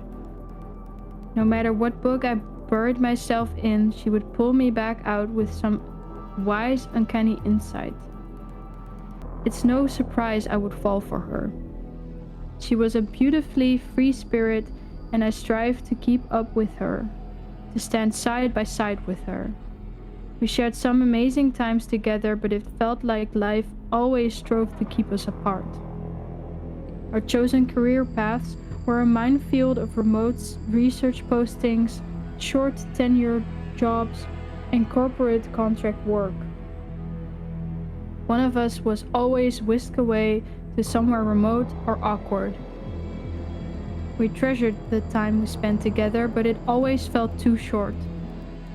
And for the meantime, we were both set on our careers, knowing they'd never last forever. This last posting on the Reach was meant to be Saren's final posting. I was looking into securing a long-term educational job, and she intended to do the same after one final corporate payout. As darkness crept into the corners of my vision and the back wall of Hab's lounge started to seem further and further away, all I could think was how easy it is to lose someone. Not to death or tragedy, but to inaction. To forgetting when it's too hard to remember. I awake the following morning in the same soft-shelled chair, back crooked and aching. There are remnants of a long, slow, aching dream tinged with apprehension and pain in my mind, but as soon as I turn my mind's eye to them, they fade away. I pull myself to my feet and busy myself with attempting to breathe some life and energy back into my exhausted and numb body. I drag myself over to the kitchen unit and busy myself looking for some food to rehydrate, when something catches my eye. Left on the worktop is an old, battered and worn personal data unit.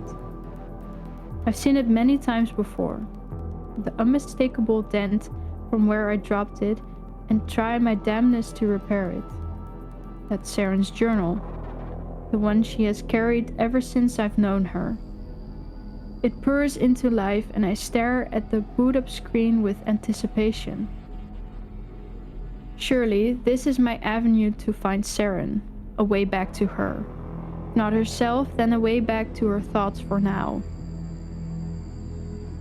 I quickly scan the contents of the journal, filtering down to just entries created after Saren's arrival at the Reach.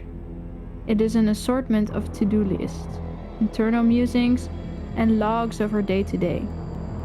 Skimming the latest logs, it seems Saren spent more and more time at work. Could she have started to notice this change in colony ahead of time? Maybe even alerted the novice group to it? It wouldn't surprise me for her to be so ahead of things. I look for her place of work and find an external site named Site Beta. It looks like a smaller offshoot of the colony. I assume some kind of technical center related to the planet's development. Finding it on my own datapad, it doesn't look too far away, maybe a day's round trip. I draw up plans and bundle both datapads into my pack. Preparing to leave, I take one last glance around the hat block. I can't help but feel the weight of everything unsaid between Saren and I. I was so confident we had more time. Just had to make it to the next big moment, and then all this job hopping would end and we could build things the way we wanted. I wish I'd acted sooner, been bolder. The door silently slides open in front of me as I linger and press my hand to the edge of the doorway, almost hoping to feel a slight hint of warmth. Is this the last place she stood before leaving for whatever journey she has embarked on now? What was she thinking? Was she scared? How much did she know? Feel something starting to collect in my gut, a dull numbness, streaked with anxiety around the frayed edges of its shape. It's out of the ordinary for me, but this is far from an ordinary experience. The only thing I can do is take a final breath and step out into the corridor. For a second, I almost expect to see the same shambling figure with his jabbing key card, but I'm greeted only by silence. The door hisses shut and locks behind me. I promise to myself, no more waiting and no more inaction.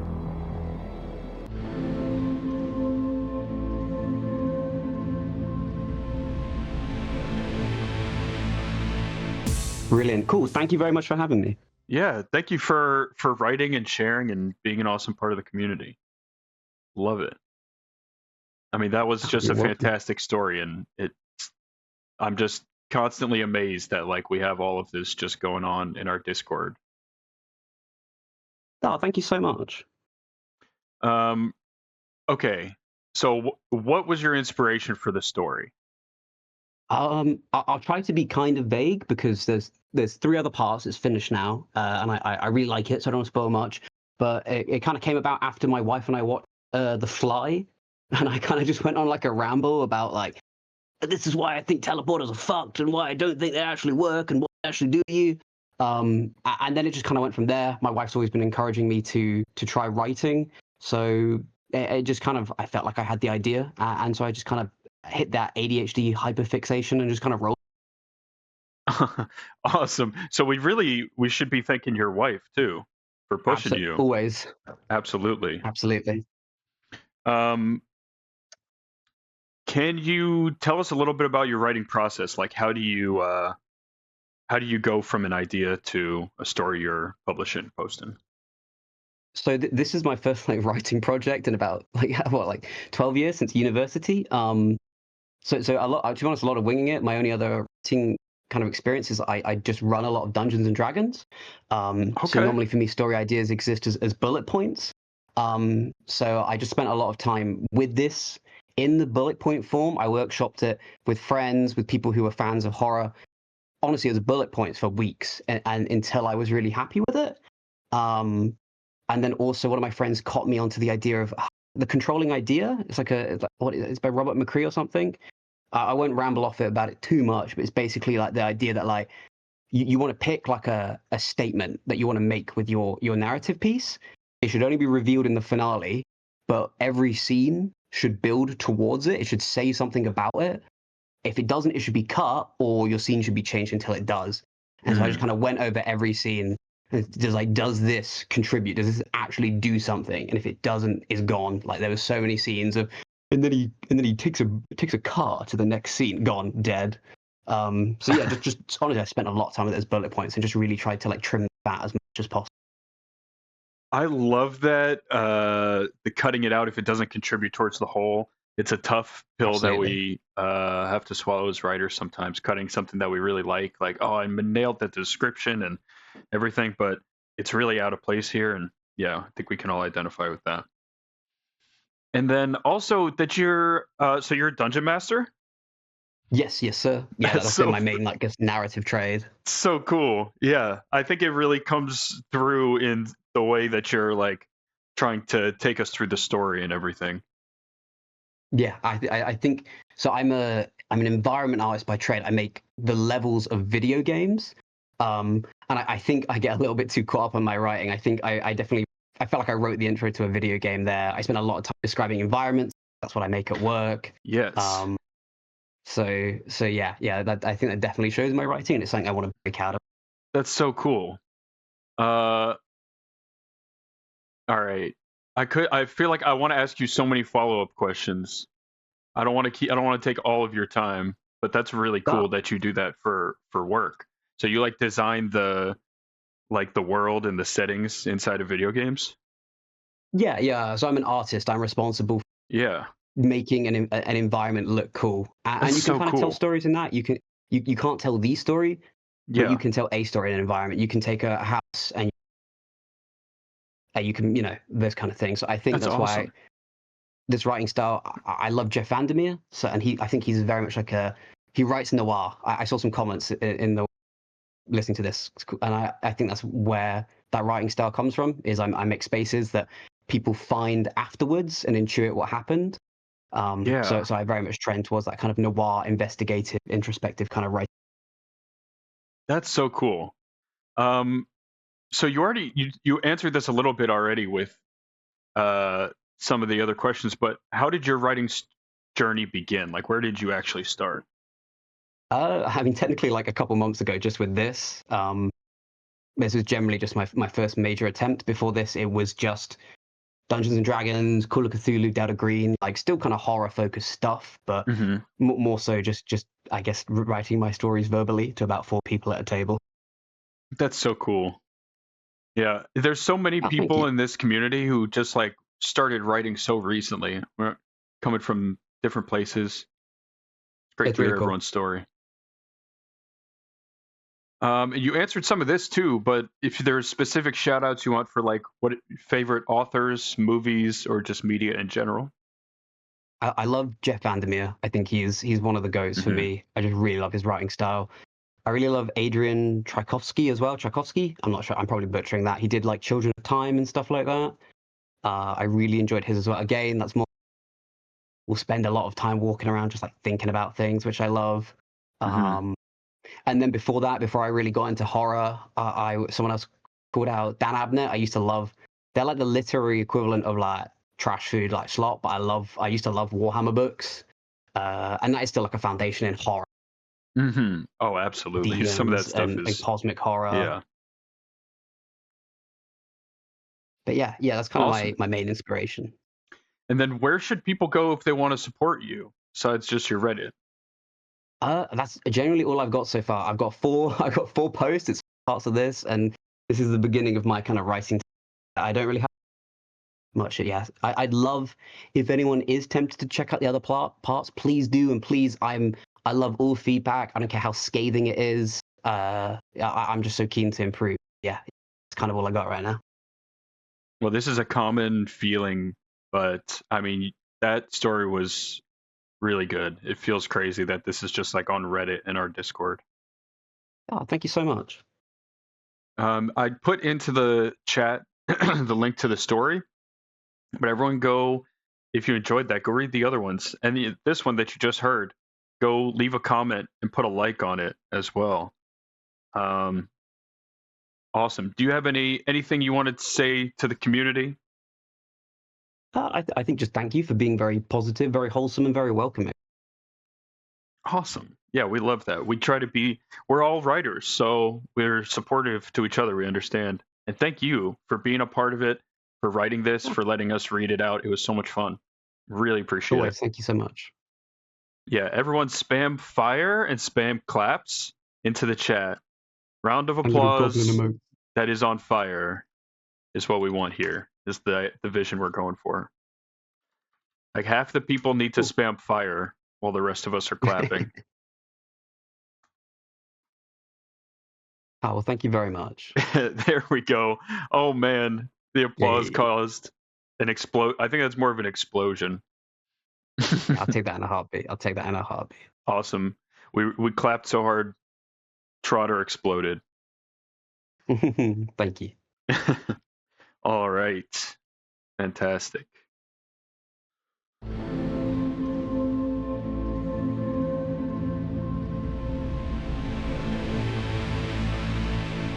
In the abyss of her disoriented consciousness, she awoke, ensnared within the confines of a steel chamber.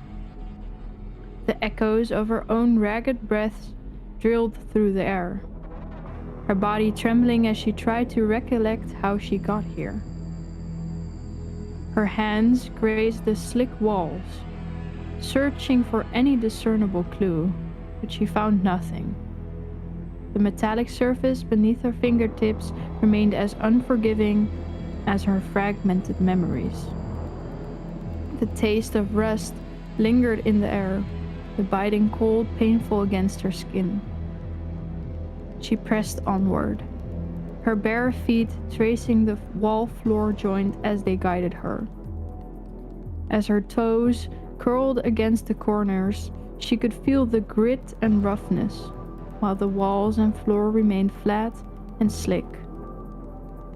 Her outstretched hand finally found an irregularity in the wall. Her fingertips explored this newfound crevice, a hole that could have been no larger than the width of her finger. Putrid scent seeped from within. As she pressed her finger into the void, a sickly sound of blades hitting one another exacted its gruesome toll. A swift, unforgiving slice severed the tip of her finger. Her agonizing cry was swiftly drowned out by the sound of the walls moving closer, forcing her forward and down into a tunnel. Her feet moved instinctively, finding precarious footing on the conveyor belt. The tunnel came alive with the sound of quickening cogs. She could feel the vibrations beneath her feet, an unsettling, rhythmic pulsation.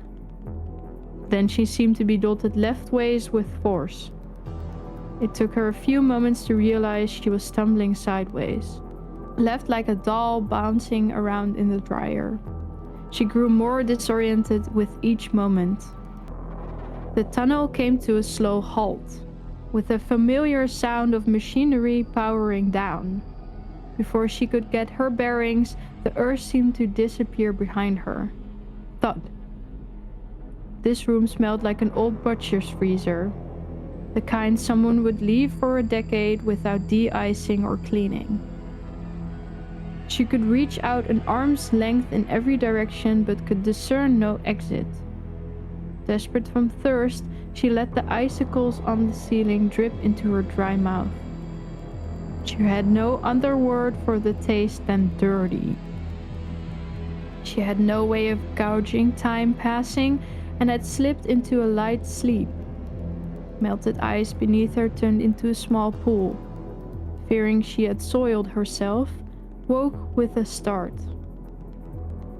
The wet clothes clung to her in a way no one would ever want to be touched. She kicked out her legs in disgust, which would turn out to be her salvation from this room at least. Beneath her ankle laid another small hole, this time the width of her large toe. Learning her lesson from before, she broke off a small piece of icicle. Her fingers, wrinkly and trembling, inserted the ice into the hole. She would offer no offering of herself this time. No blades, just a crunch. If you'd ever heard a bone in vice, this was eerily similar. A hole appeared in the far end of the room, big enough for her to stand up in. She could smell fresh air, inviting and warm from above. She stretched out her weak, soggy arms, and at her elbows she could feel flaking paint against aged, splintering timber. Mustering any strength she had left, she pulled just enough that she could reach a higher rung. After a few attempts, she could finally get her knees on the lowest rung. It felt like salt and grain against her skin. She was desperate for rest, but there was nowhere to stop. She could only climb, one rung to the next. She counted soberly under her breath. 99, 100, 101. How high could this be? The average house ladder has only 10 steps, she thought to herself. If she let her limbs give way now, the fall would certainly kill her. She was at least 100 feet upward from the ice room. The temperature slowly rose the higher she got, and it couldn't be long now until some escape appeared. The warmth at last was a balm for her frost-bitten skin. She reached for the next rung and felt a round, spoked wheel instead. Turning it with one hand, the latch lifted with a croaking groan. She let out a hefty sigh and launched herself onto the cracked desert floor. She couldn't help but laugh, thinking that her plight was finally over. The dry air threatened to choke her, but out in the open was better than inside that cage. Lying there for a while, she allowed her strength to gradually seep back into her aching body. The blistering heat of the artificial light above her began to scorch her exposed skin, urging her to rise. With her hands and feet scraping across the unforgiving ground, she reached a small, rocky hill. She clawed her way up its uneven surface, driven by a futile hope of escape. However, as she reached the summit, a disheartening revelation washed over her. Instead of the open sky and freedom, she found herself inside an enormous warehouse, its interior arranged in an unsettling, unnatural manner, resembling a bizarre film set. The realization that her journey had merely left her from one confounding chamber to another threatened to crush her spirit. Escape seemed like an elusive dream now. Despair clawed at the edges of her mind, leaving her feeling utterly defeated. Her dry eyes ached with the desire to shed tears, but she had none to give. Moving from room to room had become a futile endeavor, a never-ending cycle of torment. Then from above a voice boomed, but it spoke in a language foreign to her, its syllables harsh and guttural. She strained to make sense of the incomprehensible words, but it was as if they were drawn from an alien tongue. Confusion and fear swirled within her. Suddenly, the voice spoke again, this time in Russian. She struggled to decipher the meaning of the Russian words, but could only pick out a few. If you can reach something, we will let you live. The message hung in the air, its implications unclear. Then everything began to shake like a small magnitude earthquake. Acrid dust flying into the air made her cough heavily. She fell to her knees, wondering whether to stay still or crawl on. It was impossible to stay upright. She surmised that each room was designed in its nature to push you onto the next one, so crawl she shall. The summit, albeit bumpy, was flat at least. Her nails filled with grainy dirt as she pushed on. The rattling finally stopped as she reached the end.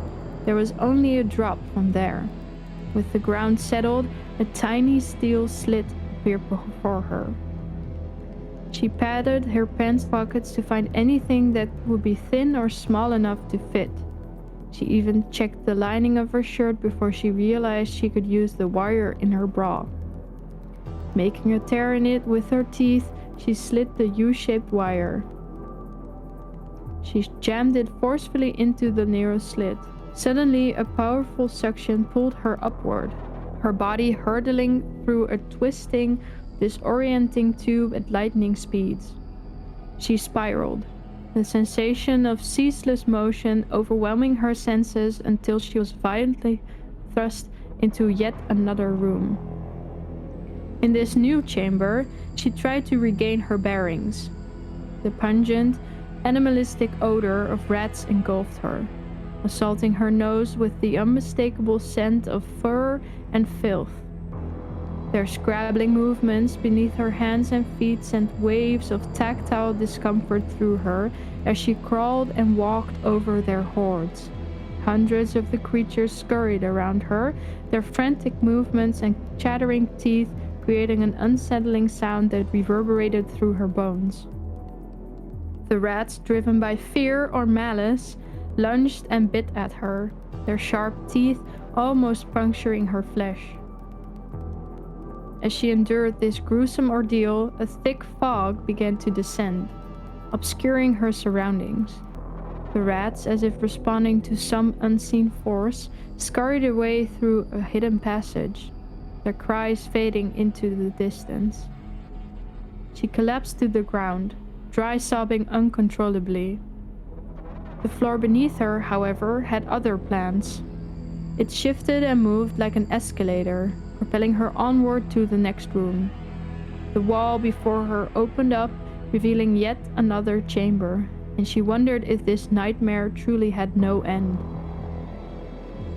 This room was a wretched nightmare of odors, a putrid stench of feces and rotten skin.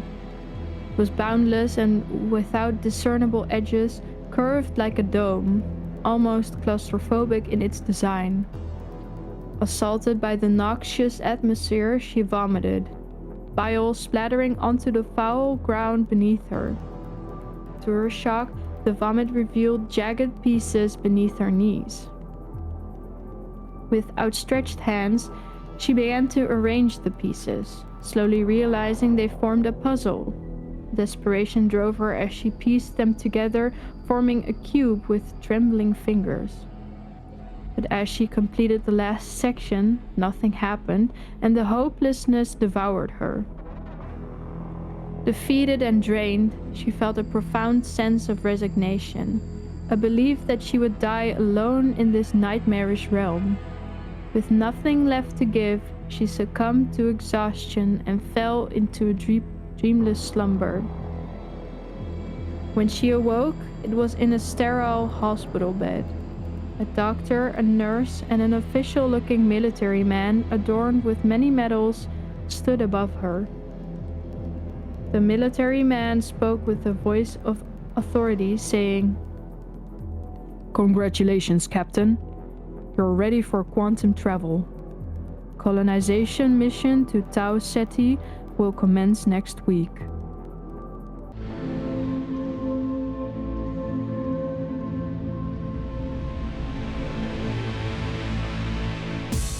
What was your inspiration for the story?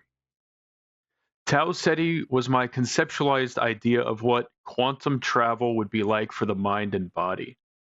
I know I left it ambiguous, but our protagonist didn't actually go through those things. She went through a simulation. Huh. Okay, so for talking a little bit about your writing process in general, I'm a script writer, so my process for writing is very in line with that. I have a broad idea that I whittle down. For what are some of your favorite authors and media? Favorite authors are R. Lee Smith, Mallory Dunlin, and good old Stephen King. Fantastic. And to support, people can go to animave.com. I hope I'm pronouncing that correctly, animave. Go to the website and yep, nice. I nailed it. I don't think I'm doing super bad with pronunciations today. But go to Anna's website there and support. And thank you so much.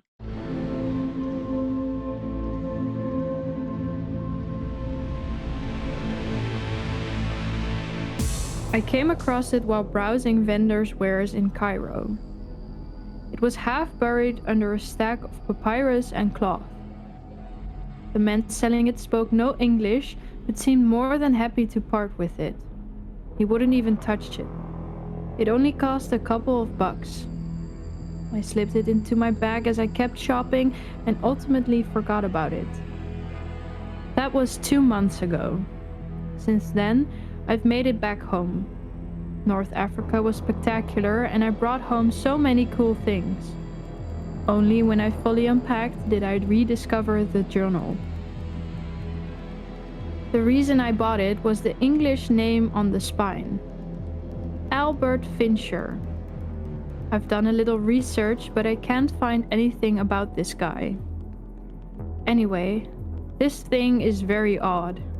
It has a faintly unsettling smell, reminiscent of the artifacts I saw when in Cairo. I'm going to type up what I find here, so maybe someone can help me figure out who this fellow was. I'll let the journal speak for itself. January 5th, 1923. I have made it to Cairo. I won't lie, the dust is suffocating. There are certain pleasantries here, the spices and scenery being some examples, but I have already grown tired of the pompous Brits. They are insufferable. Shops and streets swarm with their kind, and they ride by in their automobiles like kings, inspecting newly dominated lands. While I walked to my lodgings, I heard no less than 7 groups of locals chanting Carter's name. Some hero indeed.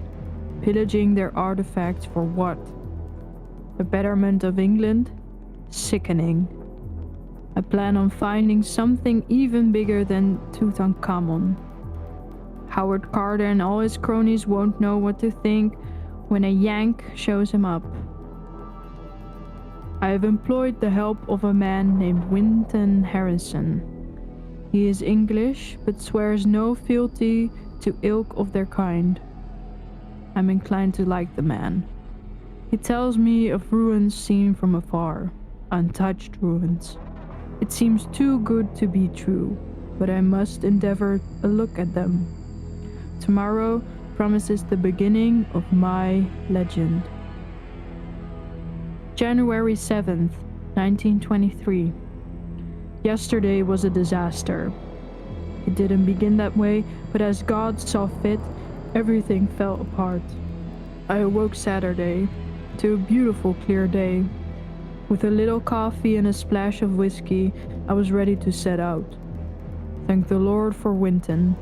He had a full team ready for me. We spent most of the good daylight trudging toward our destination.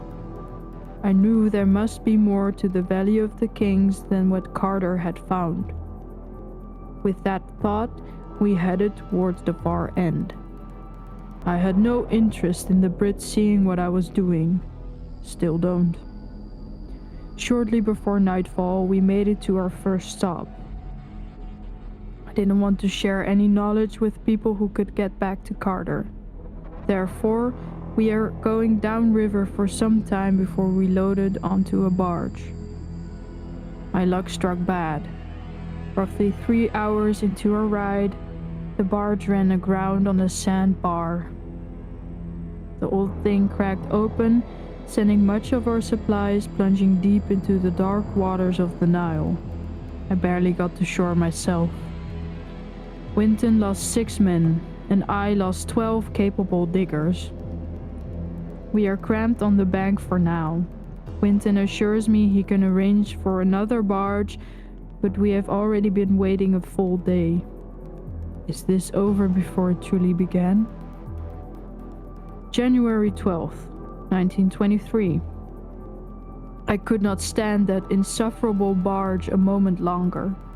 We have made it just north of the town of Sohag. I sent Winton and some of his men into town to resupply and gather camels. With a bit of gumption, we may make it to the northern point of the valley by nightfall. Winton will be leaving me soon. I hope my trust in him has been well placed. January 14th, 1923. Winton did not lie. This place is littered with ruins. Early this morning we found no less than 5 different columns, each covered in elaborate script. I've never been adept at the language, but my helpful workers say they can read it. The dig is set to begin tomorrow morning. Winton left a short while ago. I shall miss his company, but he assures me all will be well. He told me this was our secret, that none dared to come here before. I can only imagine the riches I shall find. January 15th, 1923. Today proved to be better than my wildest imaginations. While inspecting the area around the columns, I discovered a drop that led straight to a chamber. The exterior of the chamber was covered in more of the hieroglyphics. The workers have refused to tell me the meaning. I've copied them down as best as I could. I will study them at a later date. The hired help seemed to stall outside of the chamber, many of them walking away, but I continued in. There are hundreds of artifacts down there, so many that I may need to hire more people. When this discovery hits the papers, I am going to dominate these annoying Brits. Tomorrow I will have workers start cataloging each find. While they do that, I shall go deeper. This chamber seems to have no end. January 16th, 1923. There is so much to write about, yet my thoughts are foggy. I've had an interesting day. Initially, the workers would not enter yet again. I tried to speak with them, but they are a rather reserved bunch. When I made promise of short shifts, they folded. If they had not helped, all would have been near impossible. We were able to make much progress on the antechamber, for that is what it was. The true prize, however, lay beyond, a burial chamber.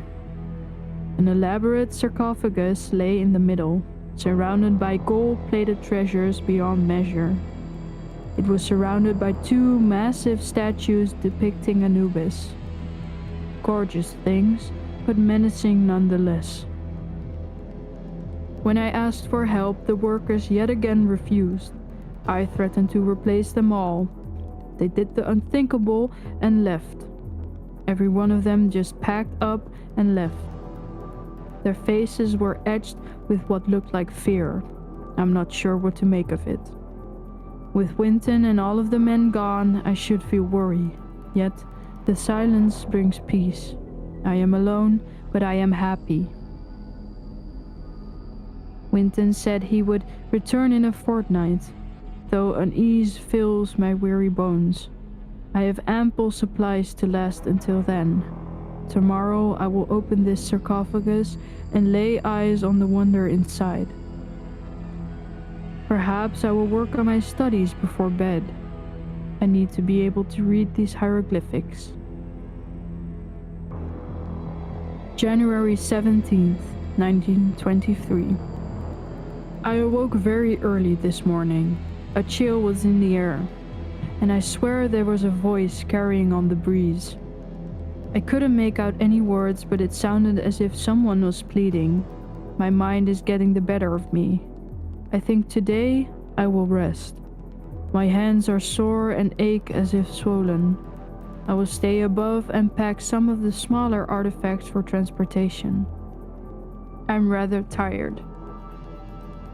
Sorry for the interruption. I just wanted to jump in and say I still haven't turned up anything about Albert Fincher. I might look into this Winton Harrison guy next. He seems to appear a lot in the journal. Anywho, I'll keep you updated if I find something. Here are the last of the journal entries, though they are getting harder to read. His handwriting is getting sloppy. January 18th, 1923. I am struggling alone. It has been but a few days and already my mind feels fragile. Last night I had a terrible dream. I was pulled into the burial chamber, driven by a need to open the sarcophagus. When I finally did, it was empty. There was a foul smell emitting from it, the entire chamber filled with the vile scent. I remember nothing after that. Upon waking, I found myself covered in dust. My hands have taken a turn for the worse. My nails are yellowing and my skin feels tight. I worry that the dry air is taking a toll upon me. My throat feels as if it's been coated in shards of glass. I cannot afford another day of rest. I must continue. January 19th, 1923. My feet and legs are in excruciating pain now as well. I can barely move, but work must continue. I was able to get back into the tomb. It was open and the foul smell was nauseating. I will not go back again. Pain everywhere. It is so dry out here. January 23rd. I am afraid. The smell is above ground now. The wind does not dispel it. My legs and right arm are all but useless. The skin is blackened and hard to the touch. Thankfully, my left hand is not as bad. I must get help, yet I remain alone. I pray Winton returns early. For now, I must wait. Sorry for interrupting again, but this next part is in horrible shape. It is the last entry and he seems to have been barely alive when writing it. I'll copy over what I can. February 5th. I think it is very hard to read. Hand is bad. Something talks to me. Can't understand. The smell. Tell my love that I regret must have been everything, though the rest is illegible. If I could, over again, I would leave it all to Carter. Winton hasn't come. No more water? Hello, that was the last of it. I keep hoping this is some clever fake, but it feels all too real. This poor man. He must have died horribly. Oh, I almost forgot. I did a bit of digging on Winton Harrison. Turns out he helped British archaeologists locate exquisitely preserved mummies. Strange though, he vanished in the northern Valley of the Kings in 1928. Shortly after, another perfectly preserved mummy was found nearby. I can't help but wonder, did he find what he was looking for?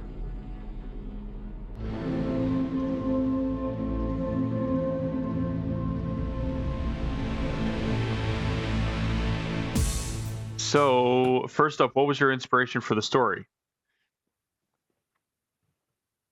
For inspiration, I'm a massive history nerd. If you ever really want to get me going, ask me about history. I also love Josh Gates and his show Expedition Unknown. Mix that with a love for The Mummy, and boom, idea. As for character inspo, I just love writing stupid-ass people who waltz into danger even though there are signs screaming "Don't go." It was just a natural character for me. Can you tell us a little bit about your writing process in general? My beginning, I started doing poetry when I was younger. Honestly, I never thought anyone would read something I wrote. That being said, I started writing stories years ago. Most of them are locked up forever, but joining Reddit got me to post a few new things. I still have a long, long way to go, but this community has built my confidence tremendously. Oh, Cole, we love you, and we're glad that you are getting more confident because you're posting straight fire stories, straight heat. All right. What wait, did I already read this? Oh yeah, okay. What are some of your favorite authors, movies, media? Favorite authors? I love Stephen King, Alma Katsu, Tolkien, Robert Jordan, and many others. Movie-wise, nothing beats Lord of the Rings and classic Tombstone. And where should people go to support you? Please just visit my Reddit page, scroll through my mega thread. If you like something, leave a comment. I am my own worst enemy, and truly get the will to continue by knowing someone liked what came from my funky little imagination. Fantastic, Cole. And I'm just going to real quick link everyone to Cole's mega thread. So here's Cole's mega thread. If you want to support him, go check that thing out. Throw Cole a follow. Go scroll through his work. And everybody spam claps and fire. Claps and fire. Or really anything else you feel like. Get creative with it. But we're celebrating Cole with emojis right now. Spam it up.